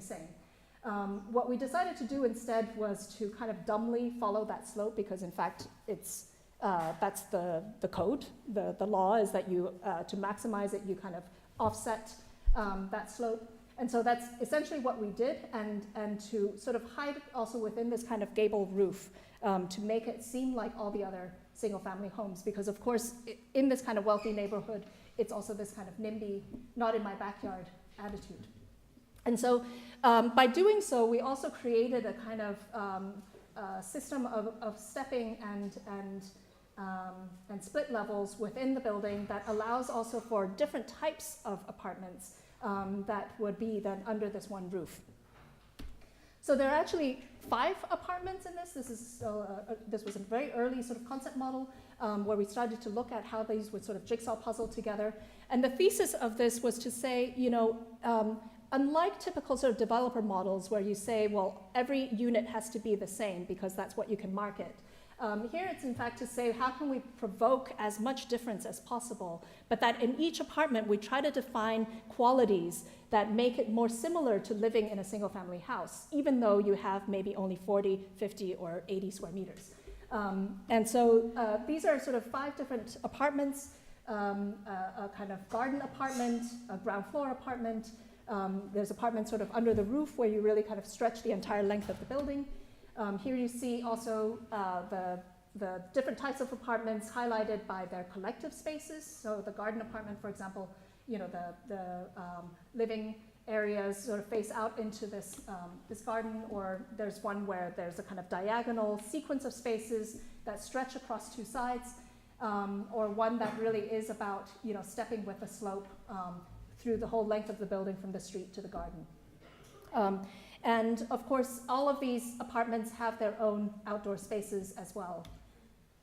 And all of this, very, very different types of living spaces and living configurations is then tightly packed around this kind of common collective core.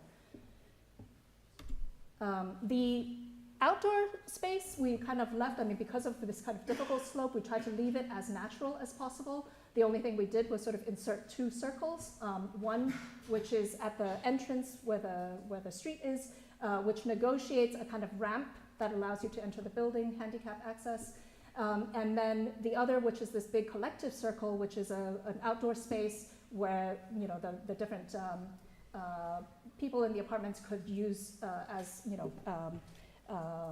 a garden to play or to have barbecues and parties and things like that. This was an earlier sort of study model for the facades that maybe I'm just going to show them the pictures of the built project. So the idea really was to try to hide this density which the neighbors really were quite against, and were in fact, we had received threatening phone calls and things like that against this project to try to stop it. But the idea was to try to blend into this really as if it was all the other single-family homes. So what you see down the street, these are all single-family homes, more or less the same size. But only when you approach closer, you start to realize that maybe there's something a little bit different about this. That it starts to kind of fall towards, downhill with a slope, and that there are aspects to this that maybe signal something a little bit different. This is, looking uphill at it, this roof, which we kind of extended further as well to kind of give it a certain character to protect also that top balcony, let's say, and to frame a certain view. But also the idea that the facade becomes a kind of composition of elements where you don't understand anymore where one apartment starts and where the other one ends, but that this is almost like a giant house with many different inhabitants. And so here the kind of collective stairwell. I'm just going to quickly take you through these apartments in a way, a quick tour of it. This is the garden living, where you have these two collective spaces side by side, where you look out then as if you're sort of sunken into the garden, really in the ground, and where you have spaces that you can kind of look through. Again, the spaces are not defined in terms of bedrooms or workrooms, but they're meant as sort of sequences of spaces that the users could think about and use in their own way. This is the ground floor apartment, which is handicap accessible, that has this kind of diagonal extension of the space, again through with this kind of central hall. Now from that hall looking towards a larger sort of living space to the balcony, and then from that same hall looking the other way towards the kitchen, and then into the kind of neighbor's garden on the other side.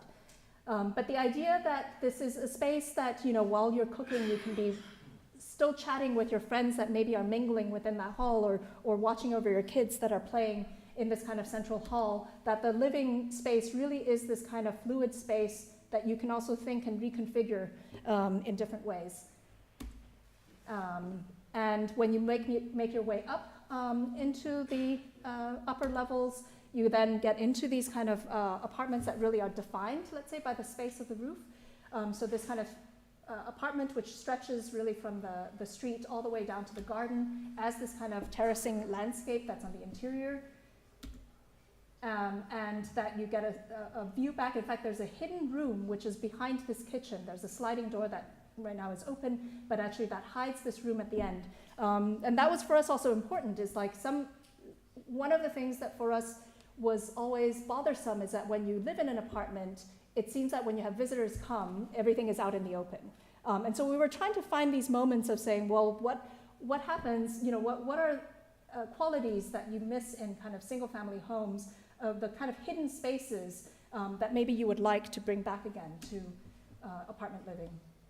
And so this to the balcony, and then here we are on the kind of other roof apartment. This is more like the bachelor pad, which is a grand sort of loft-like space where you step down also towards this kind of large terrace or balcony and to this kind of view outside. And so this roof really is about not just kind of giving a character to the building from the outside, but really about also protecting this top balcony and giving it a certain atmosphere in a way in terms of how it relates to its context. And of course, even that apartment has its own space of retreat. So this is a room which is hidden in the back that is part of this apartment as well. And so from the outside, in fact, it is a little bit of a stealth building. In fact, with all the kind of greenery that's around it, most of the time what you see really is just this kind of sharp roof, and even this kind of dark concrete seems to sort of blend away into the background. What you see again in this context, and again that's part of what we were trying to work towards is that, you know, whatever scale we operate at, the architecture that we do is always, in that sense, a kind of political statement. It's a statement about what we think about a certain condition, and how we would actually respond or insert into that kind of condition. So what you see again, you know, all around this building, these are all single-family homes. The very dark gray one, for example, on the far left of that image, you know, is I believe one sort of lawyer or something like that owns that one house that just lives there with his wife. And so you think about the amount of space that you would need and what it means to have affordable living and how we can actually try to transform, let's say, some of these conditions that otherwise we may not be able to do in such large gestures. So maybe just to kind of end on that note, thank you very much.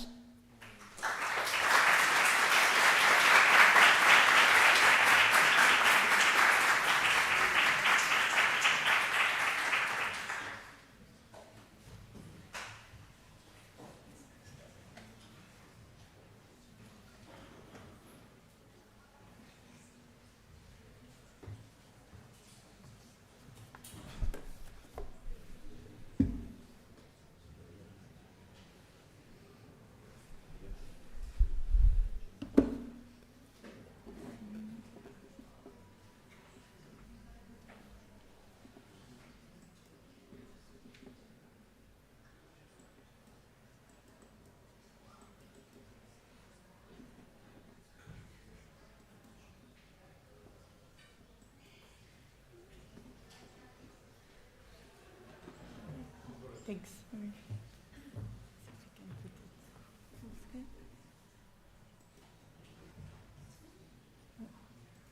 Perfect. Thank you. Hello, everyone. Thanks so much for coming. Thanks to ETSAM, the Ministry, and ICO for bringing us all together. And it's a real honor to share this event with such amazing practices across Europe. So. It's also really interesting, as you will see during the presentation. There are some subjects that my colleagues discuss in their presentations, and you know, there's this pollination of ideas going across Europe, obviously, and across architecture. So it's really interesting to see that. So let's start. So this is our practice, it's our team. You will see we're mainly women, which is rare. The practice is owned by 3 directors, Tatiana, Jessica, and Catherine. You can see 2 men at the back, it's not in purpose. But it's a very dynamic office. It's small, but there's a lot of interesting conversations. It's a very flow dynamic, really, and it's about teamwork. So lots of questions flying around and lots of comments all the time, which is really good to see.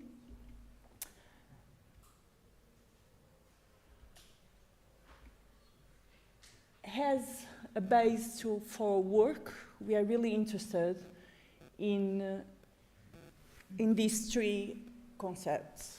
You know, wellness obviously is fundamental for all of us.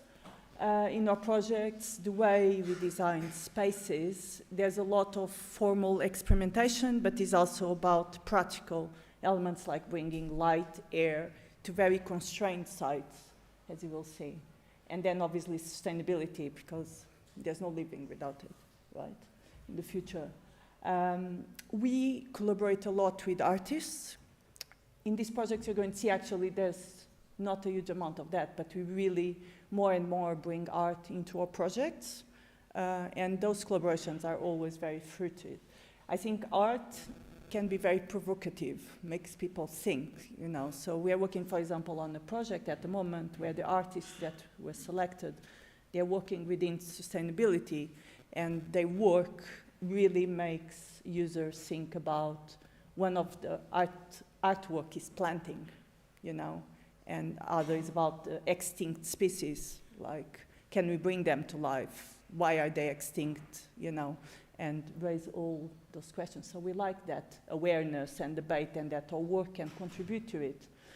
We're very keen on promoting sense of community, belonging, and place. You know, I think if people are engaged, they care, and they contribute for those places. And then is inevitable. We have to, productivity is about efficiency, and, you know, unfortunately, all these things cost money, but that money needs to be balanced with value, added value to the site. And for us, it's really critical that we'll talk about London's situation, and it's not just London. It's like we need more housing, need more quantity, but that cannot come at the cost of quality of space and architecture. So I'm going to talk about that. So let's talk about living in London, where our office is based. We actually this year expanded to Germany, Hamburg, but we've been in London for 16 years now. So there is a huge housing crisis in London. London has a population of 9.5 million, increasing just in this year alone 1.22%, and continues growing. This house crisis has been going on for at least 40 years. And if you imagine 1.22% in 1 year is about 166,000 people, new people looking for accommodation in your city. And it's great because it brings lots of new ideas, it's dynamic. You know, I love London, living in London, but certainly brings lots of challenges.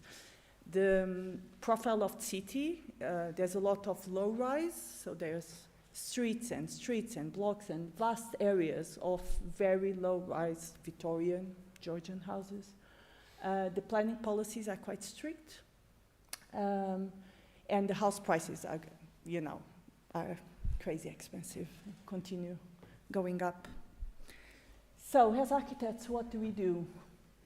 We have kind of 3 strategies to deal with it, and they relate to different scales, and the way they relate also the buildings with the cities. So we have the infill, weaving, and interlocking, which I'm going to take you through throughout my presentation. So these are a few of the projects we've done. And within the infill, the thing is, in London, there's also a lot of opportunities, and we like to embrace opportunities. We don't make our life easy, I have to say. We choose really tricky sites sometimes. They can be located really in the middle of a plot, you know, with a very restricted access. Lots of times these sites are not attractive, to be honest. We've done a lot of developments of sites occupied by garage, somehow. There seems to be a good opportunity.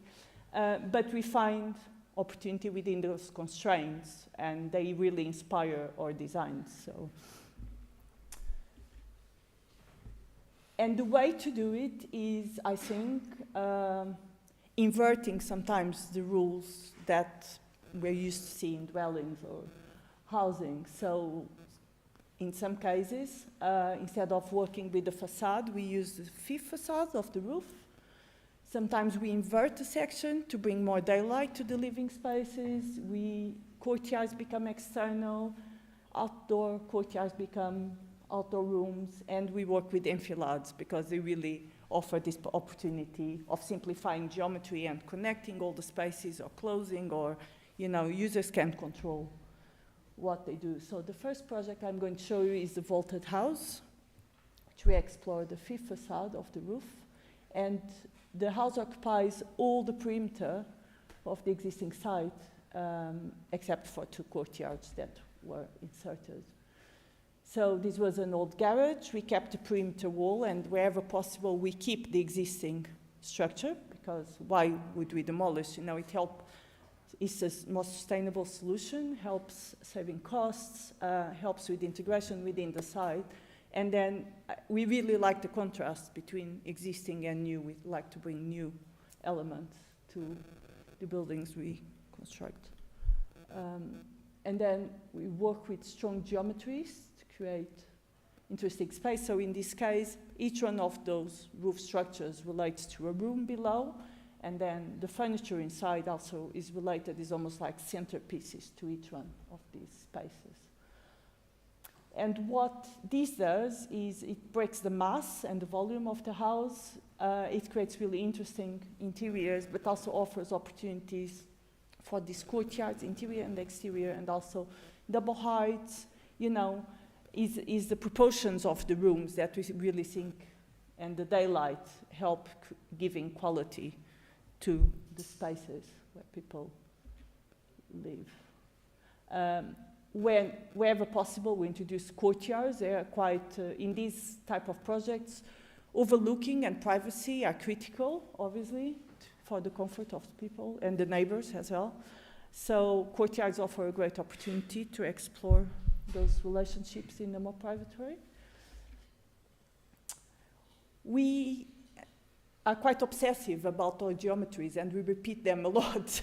You're going to see on the next project as well, you know, this kind of shape is repeated on the door, on the roof lights, on the fireplace, on the window, and lots of times in these projects where the geometry is quite strong, we try to pale down the material palette and the colors. We love working with color, but we actually try to simplify it because, well, to make most use of the budget we have, to be honest, but also I think here we are more interested in exploring qualities like light and the sculptural volumes. So yeah, it's intentional to pale down the palette. Next project is Haute Yard. So again, is a very constrained site. It's actually surrounded by 23 properties, so we had to negotiate with 23 neighbors at the party walls. But we are patient and we are determined, and we have these, I think we are quite believers, you know. We always think we're going to get there. If we really feel it's possible, we're going to get there, and we do. The access is quite restricted. From the street, you barely see it at all. And it's lovely to go through that passageway because it's like going into another world. But it comes with challenges as well, with like contractors find it really difficult, obviously, to work in sites like this. And you have to be quite strategic about the materials you choose, construction methods you choose, and the time, you know, in terms of impact on construction program. So the idea was, because we're surrounded by all these houses, buildings, was to create a landscape. And actually we're creating two houses here for friends that share a courtyard. And yeah, we're trying to explore how to break that triangular, situs triangular, into other further triangles that informed our space. Again, by sloping the roof, we start creating these double heights and further heights, but without having a very large mass, the house. And then, yeah, we just take it to the next level to the courtyards, but also you will see the living space. It has like an angle, which actually makes that the spaces feel larger than they actually are. So he's trying to think, how can you, just by adding a bit of height or a different angle or the way light comes through, really affects the way you perceive the space or perceive a mass. Here's the courtyard. And sometimes we create these awkward geometries, but they're always quite personal and engaging. We like playfulness. We like a lot playfulness. We think architects should explore more playfulness. It's a great way of breaking boundaries, creating connections to people and sites. So something we're interested on. And like I said, we can be quite obsessive, like the tiles on the floor. The tilers had to cut the tiles to suit our patterns. And, you know, I hope they enjoyed that challenge, because it was quite a challenge indeed. And repeated on the roof. Then the next strategy is weaving. So here we're talking a bit slightly larger buildings, residential buildings, multi-occupancy, sometimes with mixed use as well. And here there's a stronger relationship with the context because of the mass, basically. So again, in terms of principles, it's really about pushing and pulling facade or the roof, trying to have a contextual scale, but also play with the forms. There's always this balance between the private and the public when you have a mixed use, so how can we do that? And again, outlook and privacy. So the first one is called Harbor. It's a garage site, again, surrounded by other houses. And in terms of planning policy, we needed to pick up the same volumes and relationships, bring into our site.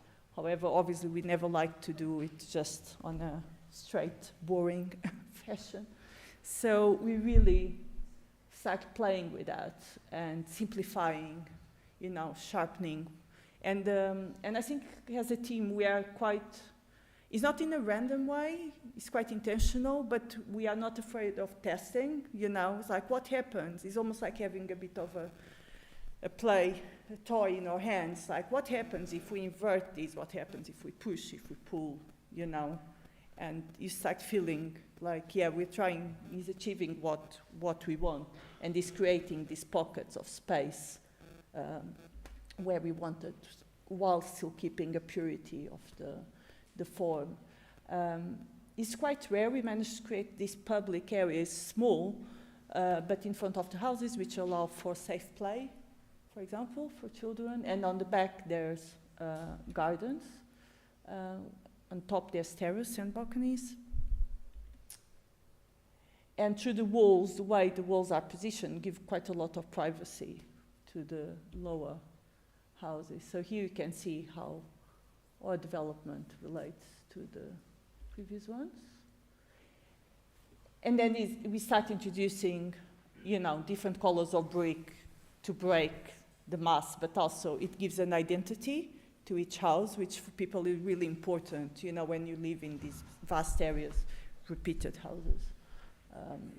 It gives a character, which also reacts with the light, so we're interested on that. Second Weaving project is Ratchet Street, that is in the cool area of Shoreditch in London. Very fashionable now with the art scene, but previously it was a very industrial area. So this used to be a warehouse. It was converted, flats and retail. And the idea was really, how do we make the most of the site? There's two streets, the public street and there's a private street on the back. And how can we add amenity, interesting spaces, you know, but just break the volume. We're always quite concerned about the impact mass of our projects has on the surroundings. And how does it relate? So there's like this series of cascades that create opportunities, for example, to not just create courtyards, but to bring light to the back of the retail units, which never happened before, or also for neighbors to meet, you know, and again, is in their control if they want to meet or not, but the gathering space is there, and I think that's really important going forward in terms of designing dwellings and places for people to live. And then we introduce some details that relate to the industrial background of the site.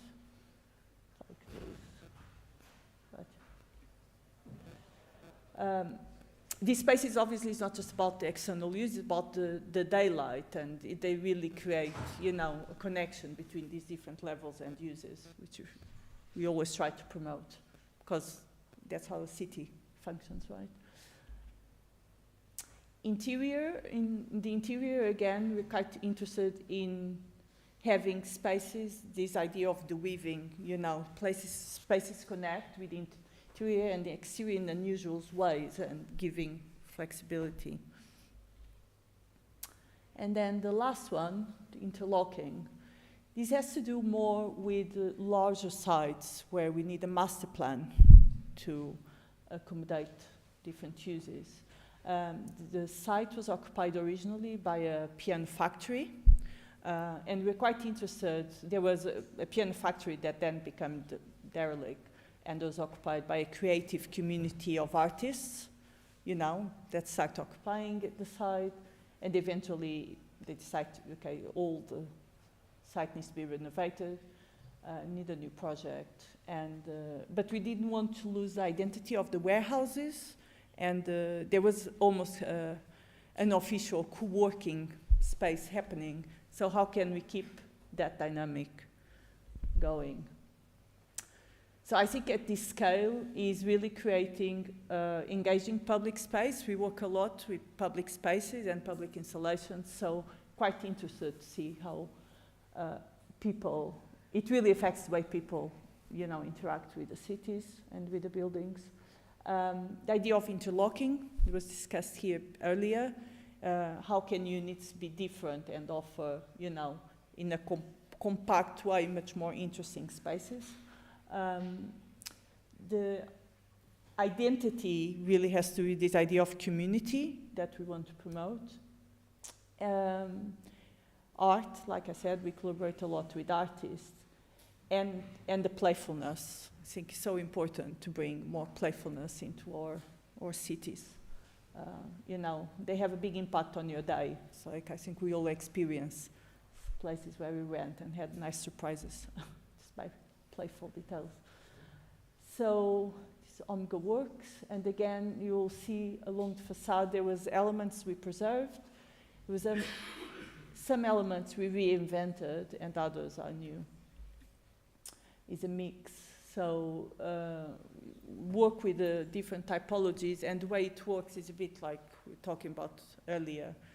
Jill was talking about how these houses, you know, they are individual, but they have an internal space, and people can expand as much as they want or not, depending how the neighbors also want to do it. We're interested in exploring rhythm and the curves of music notes to the materials. Sometimes we use recycled bricks from site, create new terrazos and new materials, and introduce that new language throughout the project. So from the street side, we start introducing art at each entrance of this block that surrounds the main central courtyard. We're interested in creating links that give cycle and pedestrian access in quite a fluid way. So, you know, you have always people coming and going, and the public can use these places. Internally, there's retail, but there's also units that open to that courtyard. And therefore, I don't know, if you have a bike shop, you can be fixing the bike outside, and next to you, you might have an artist that is doing working, art installation. So it's really trying to invite people to come and go and collaborate together. And then this idea of really creating, you know, pockets of space is playing with scale, elements of different scales, and create, you know, in this large project, how can you create these little moments that are quite special, and introduce that idea of the curves and softness. Some of the details with these curves, they came from the original project, so we'll try to reinvent them and work in different ways. And the idea of co-working, obviously they are quite, you know, they relate with the original warehouses. They are quite bare internally, but they create quite interesting spaces, and then people can appropriate them as they want and finish as they want, which I think is really important. And then I would say this type of approach we apply to many other projects. We work from small projects to very large ones, but I think the logic are still the same. So, thank you so much.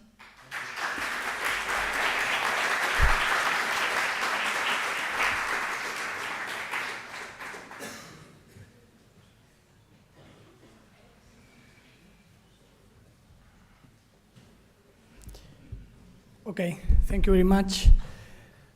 Just a few words to try to, well, to conclude. No? First of all, is that we are amazing, happy, and impressed for all 5 presentations. And I would like to point that for me, of course, it's very important I've been interested in all your work, and we really enjoy it. But I would like to emphasize, mainly to the students who are here today, that what is exciting is to understand how your own interest, your own intellectual position, your own researching lines, let's say, are quite clear in all your work. One of the common points in all the presentations is that you have a very clear position. And you are testing it through the different projects, through your different works, and you are coming always from a theoretical position that need a system, need some kind of rules, and you're testing it in a physical context, in a real context. Of course, with as much freedom as you can, or taking in consideration so many questions, cultural questions, programmatic questions, so on. But in the end, you can recognize in each of your work is a kind of very clear line. And I will invite all of you, all the students, to find your own interests. And that is very important. Architecture does not start every morning. We cannot start every project from the beginning of the project. Every project is an answer in a more long and, let's say, difficult career, difficult run that is going on. And as soon as you find your own interest, you will manage to have a clear position. Of course, we have been hearing talk about the fact of living. In the morning we saw so many different questions and so many different proposals. I enjoy all of them, but of course I'm more interested in some of them and less interested in the other one. What I would like is also to try to invite you, to check. It's like if suddenly you become one of all of you and to try to check through your own work how it will be your answer, and try to overlapping different strategies, different systems, because I think that freshness that we understood all the morning is also quite close to a very, let's say, very close to our own practice, and I enjoy that very much. You talk about structure, about infrastructure, about spaces that are enough flexible, but enough, let's say, clear to be changed in time. And that is also very important, but from our discipline, we can, like architects, we can manage to create those systems that will allow people and society to live and to change. And interesting also, in this condition, I saw through your project that there are some, let's say, always this overlapping this, let's say, this situation of life and a kind of base element that are always modifying, are always changing, are always dealing one with each other. I believe architecture is like this. It's the frame where life can go on. Okay? Thank you very much.